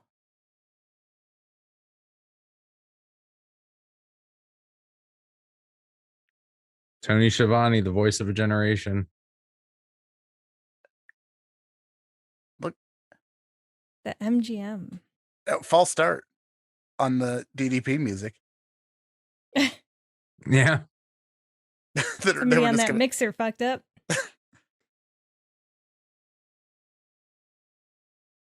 Michael Buffer. I always liked Michael Buffer, but I always hated how like his ring entrances were longer than some matches. Especially Goldberg matches. Yeah. But maybe not this one. Like he likes talking. Yeah, he'd be like, he once scored a 98% on his algebra final. Hailing from just down the street. And you did have arbitrary stats, but you had to, it's pomp and circumstance. You got to look at that hair too. I could rock that Buffer hair. I love it. Yeah. And double-breasted suit. He's looking sexy. Yeah, he's got some style there. Yeah. Got the bow tie. He does. He got paid so much to do this too. Yeah, I think he used to get paid like $10,000 per appearance. Nice. Ooh, and he was on Nitro like every week. He was. Oh, how long is he gonna go? Ah.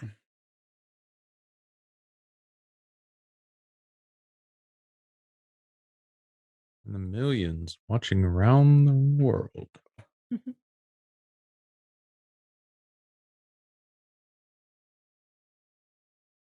You got conflicting agendas in the background here. The remix of Teen Spirit.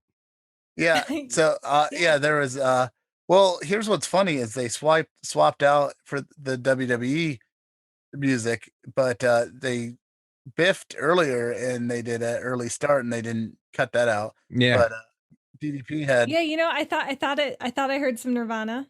Yeah, that slip up. I was right. This is the they go back on the network and edit out the music so you don't have to yeah, so there's no more Voodoo Child. There's no Voodoo Child there, so they don't have to pay royalties or whatever. Oh man. For other stupid reasons. But DDP, his initial music was a knockoff of Smells Like Teen Spirit. Oh. It was not even an approved. It was not even an approved one, and he became friends with Dave Grohl later, and Dave Grohl called him on it or some shit. It was funny. That'd be an interesting interview. Anyways, DDP is wearing Bang on his shirt, Brittany, because that's what he likes to do.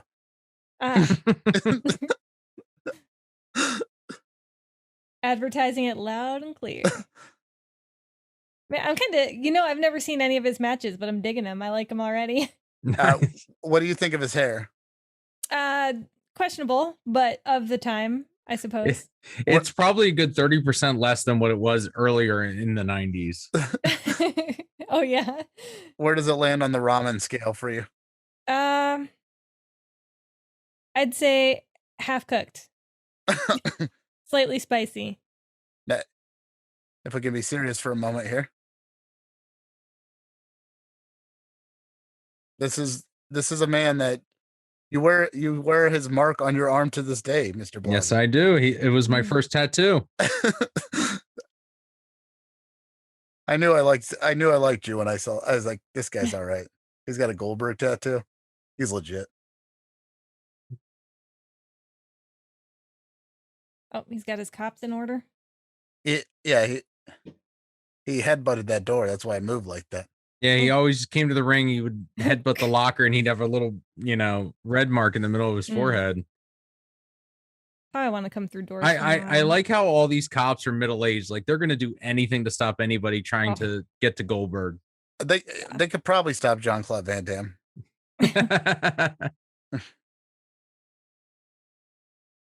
God, I miss that guys belt. in like swamp boots over here. They do. That belt is pretty amazing. I was such a mark for the big gold belt. I do like the swamp. Why is that guy wearing swamp boots?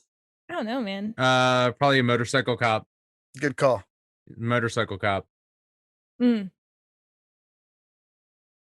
So this took place in a casino, which I thought was kind of cool. The MGM Grand. Yeah, it was the home of Halloween Havoc, I think, from 94, 95 till the last one, I think, which was 99. That's awesome. Doug Dillinger, the head of WCW security, always looks like someone's dad getting ready to mow the lawn. Yeah, he was a cop. Oh, okay. That explains it. Yeah, he was an Atlanta cop. But now, I mean, all joking aside, Goldberg coming out of this giant gargoyle. Look at that fucking pumpkin. This is amazing. This is what I know. Halloween I love the set dressing. Like you brought up earlier.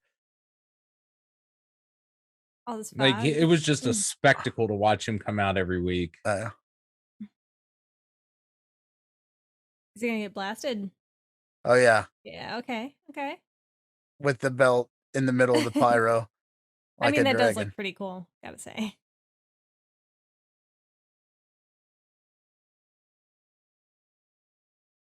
It's a bigger explosion than we just saw the other night. Brittany referring to AEW Revolution. Yeah, that Revolution could have used that same pyro. Yeah. Let's not talk about that. So you're becoming a natural. You're becoming a natural. I have smart callback mark now. Yes. Do they actually use the same belt for everybody, or do they like size it to always make it look big no matter who it's on? That's a great question. It's the same size. Now WWE uses Velcro now, but if a guy had a smaller waist or like a bigger waist, with the snaps, they could just take an extension with more snaps on it. Oh, gotcha. Okay. But they would used to be 1 or 2 belts. And the wrestlers used to travel with them. Yes. Okay. So if you saw Goldberg walking in the airport with his duffel bag, he had his belt with him. Now they usually put him back on the truck, and the wrestlers don't, or they give him like a prop belt. Yeah. I learned a lot about belts listening to Conrad Thompson on his Patreon. He has something called Title Chase, where he goes a deep dive into a specific belt, and it is my absolute favorite thing on the internet. I think I would really dig that. I love that type of thing. Yeah, I gotta check that out. Yeah, he goes into like how big it is, the tooling, and it's, oh my God, it's so fun. Oh, send me that.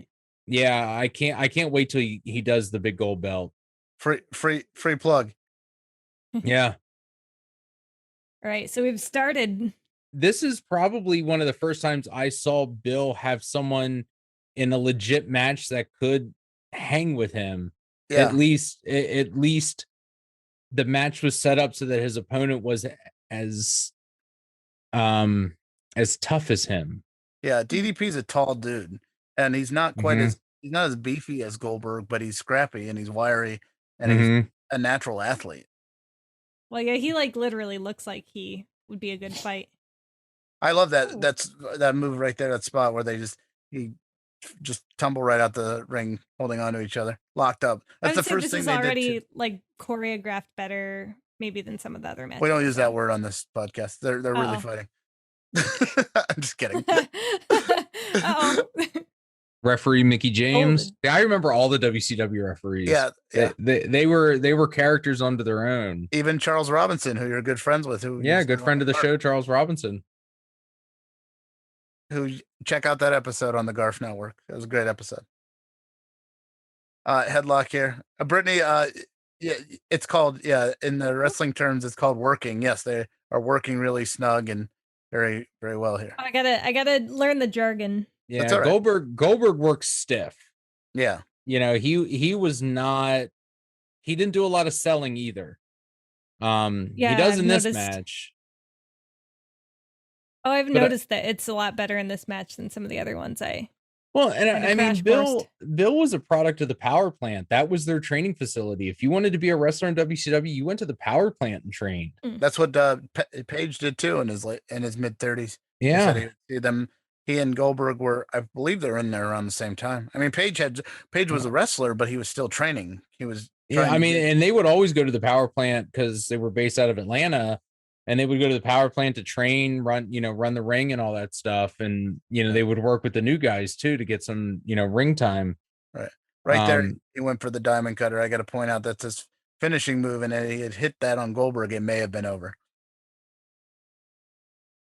Got to wear him down a little more. Yeah. And that's why I like some of the matches from the 90s, because they're a little bit longer. There's more psychology to them. It wasn't always a spot fest, especially with the main event. I think it's nice to have false finishes and high spots in a world title match, but I think that's what makes the world title different. Is you want a story and you want it to build to a crescendo. There needs to be weight. Yes, there needs to be a reason these guys are fighting, and there needs to be stakes outside of just the world title. It's got to be a feud that you care about. In this sense, it was who's the better man, who's the better representative of WCW? Is it this natural genetic fucking beast of a man who cannot be put down, or is it the everyday man who has busted his ass and put in the time and work and earned his spot in the main event? That's what I thought the greatness of this story was, and a legitimate contender for Goldberg, not an idiot, a mat technician, and just from learning, not natural. DDP was he started at the bottom and worked his way up, and that's why I respect DDP. Yeah. Do you know why they do front headlocks? Go enlighten us. It's a resting position. I knew that.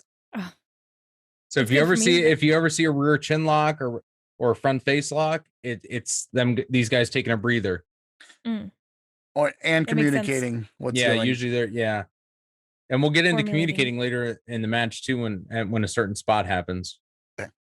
Yeah, I'm digging this already. I'm invested.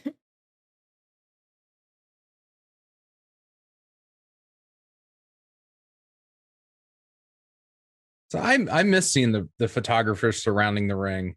Right. That was a staple, man. Back in the day to probably like the mid 2000s, and they just kind of got rid of them. Yeah. Was there a reason for that? Like a safety thing, or they just didn't want them magazines visually there?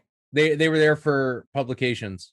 So a lot of these photos would go into the WCW magazine or Pro Wrestling Illustrated, Japanese promotional stuff. So they kind of got out of that, especially with high def cameras and stuff. You can capture all that stuff, and used to that's why I like the PWIs and stuff, because they would always get you good photos and better insight than just being kayfabe the whole time. Alternate angles too, which is nice, because it would you could catch things that maybe with company based photos and videos, you're only going to see what they want you to see, but you'll see more raw shots from the third party photographers, which I thought was cool.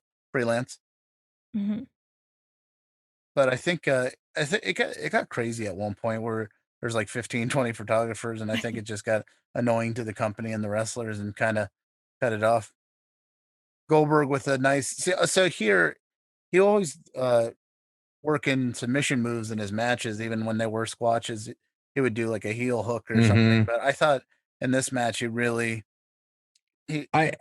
say this: Goldberg really wrestled in this match. I think Goldberg could have been a good technical wrestler, but because of his size, he was just a powerhouse. I mean, you could see these moves. And like you said, well, he did these even in his squash matches before he was any sort of champ. And he would show off some athleticism. Cool. Great head scissors. Yes, I agree. But you can see he's not really selling everything. No. And that's okay. So the spot there, Brittany, where Goldberg goes for the spear, usually, as you've seen in previous matches, that's followed by the jackhammer. Now, DDP stated in a interview before this that he said there was one spot where he knew he could beat Goldberg. So now the tension builds. Okay. Yeah, this is good. I'm digging it. think Bill knocked himself out with that. It looks like it. No, I'm dead serious. No. I think Goldberg has said he knocked himself out, and Dallas pretty much carries him the rest of this match. Yeah, because he's having a hard. You see, he's having a hard time getting in the ring. Yeah, I think he concussed himself. He got a concussion. Possibly. I wouldn't be surprised the way he powers into things. It looks way too violent. Honestly. If it's not this one, it might be another one. I can't remember. No, this is it. You're right, Matt. Is it? Yeah, the great clothesline.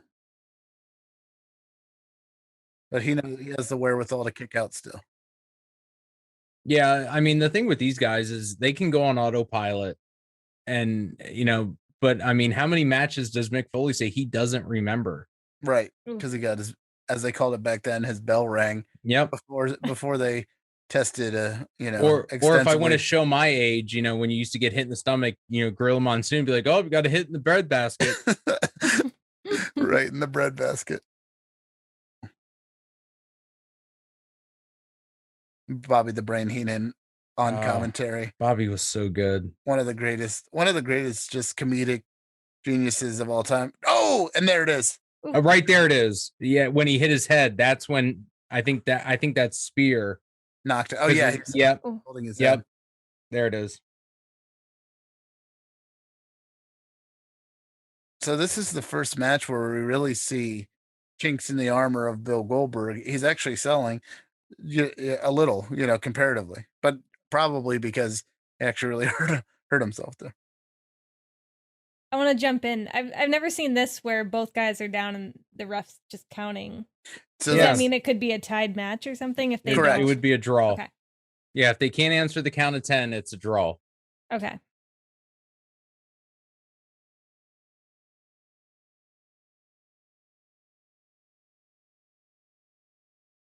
He's going up. We know this is the end. If he gets, no one's kicked out of this. And they're talking right there. Yeah.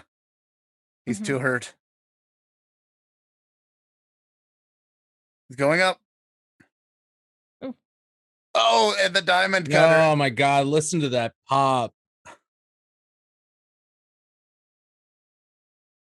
And this was back when finishing moves actually mattered. People didn't kick out of finishing moves. You always protect the finisher.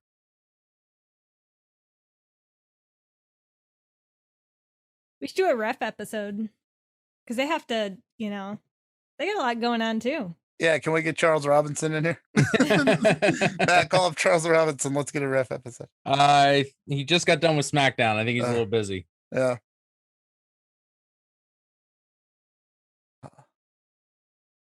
See, DDP said in an interview he wanted Goldberg to sell it a little longer, but he said he was on his feet, so he just knew he had to kick out. So he wanted to kick out a little later, but he couldn't quite do it. Goldberg's got him up. Nope, not quite. Not quite. Now he's got him. Boom. And that's it. Goldberg, still your champion. Oh, okay. I thought he was going to lose. Were you convinced that Goldberg was going to lose? Yeah, you convinced me earlier with all your talk. Did the match convince you though? Yes. What were your thoughts on that match for the first time, Goldberg's glutes? I was impressed. I mean, that and the Hulk one that I watched. I like the longer ones, I gotta say. And I feel like he was able to well, I forgot your jargon, but I sell? He was tight. Oh, he was snug? He was snug. And stiff. He was stiff, he was snug, he was tight. No, I feel like he was really he was really good in this one. And Diamond Dallas put up a really good fight. It was really believable, as it should be. I think this is one of the best matches in WCW history, Matt. Yeah, I wished it would have gone on for maybe another like 10 minutes and really getting into the psychology part of it where they play up, how explosive Goldberg is. And WCW never really, talked about how quick his matches were. And, I think his longest match might have been 12, 15 minutes. But that was to sell the fact that he was a monster. And, he he wasn't stopped for a long time. Mm-hmm. Yeah, I always enjoyed Dallas's work from probably mid 97 on. He really started to come into his own and really just kind of break out. And like you said, he got over on his own. You know, he even talks about it. He's like, he went through so many gimmicks, and it was always kind of a variation of the same thing. You know, he kind of was this, you know, schmozzy. He always seemed like a club promoter. Yes. You know, with he used to come out with a huge cigar and, you know, these gaudy glasses and these vests and stuff. And when he started paring that down, he started getting over. Yes. And he had the ability to make that character his own. But, you know, Dallas is Dallas. I mean, it's not so much a character as it is an extension of his own personality, which makes a good wrestling character when you put yourself into it. I agree. I think what really made DDP, like you said, was his connection. The more he put into himself and the more he dropped the facade and let the fans in, he became believable. And that's why there were a lot of people, Dusty Rhodes, he was quoted saying, you know, he was one of the creative team at the time, the ones that would come up with the finish of the matches. And he was lobbying for DDP to beat Goldberg and it seemed like it could have happened and legitimately been believable and I honestly, I believe that they should have.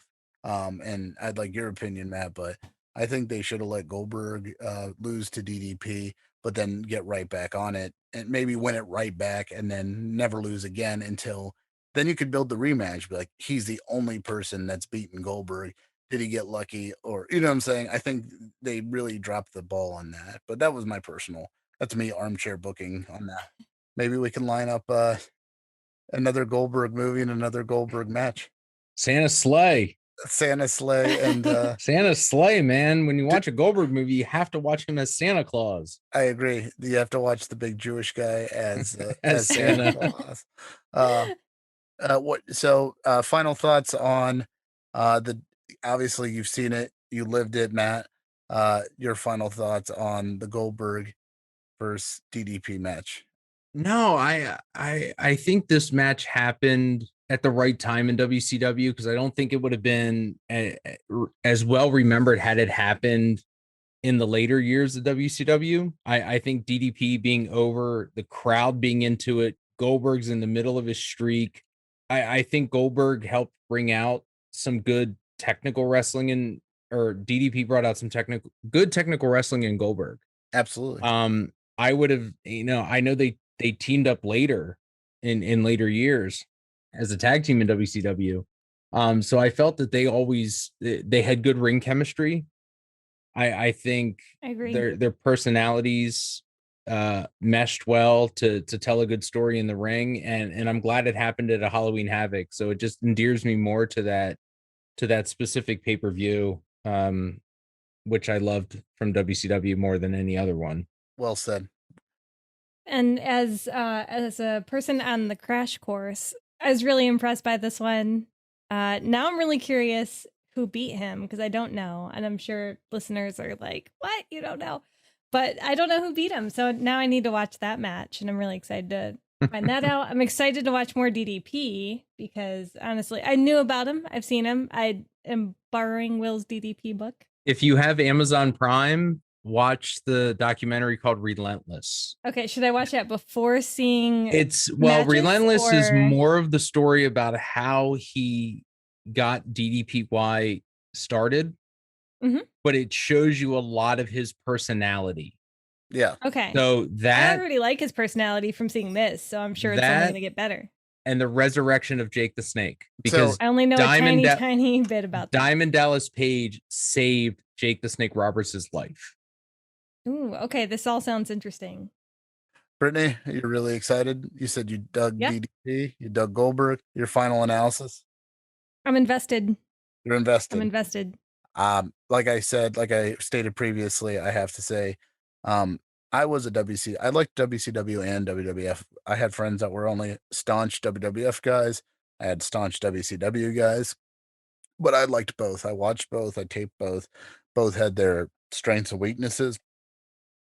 What I really liked about WCW is it had more of a sporting feel to it. It felt like you were watching more of a sporting event, to where WWE was a little more over the top. Enjoyable, but it was way more over the top. And in the later years, when the writer from WWF at the time went to WCW, Vince Russo, WCW became over the top, and I think that's where they lost a lot of people, because WCW always had great competitive matches. Not normally in the main event, but since Diamond Dallas Page worked his way up from the lower card to the main event, I think he pulled a great match out of Bill Goldberg. And like I said before, it's one of my favorites. I want to thank, as always, my co-host, Brittany, Goldberg's Glutes. I'm great. wonderful, Will Welfley, Matty Too Hotty, Blazi. Is there anything you'd like to plug before we sign off here? No, thank you for having us. You can find me on the Garf Network, Facebook Garf Network, YouTube. We do shows at least twice a month live on Facebook and YouTube. They're for free, so please check us out. Check out the George A. Romero Foundation at georgearomerofoundation.org and patreon.com/thegarfofficial. Perfect. Thanks for being on. Thank you for having me. This is Mr. Wills, and from Signals from Pittsburgh, Movie Match Mania, we're tapping out.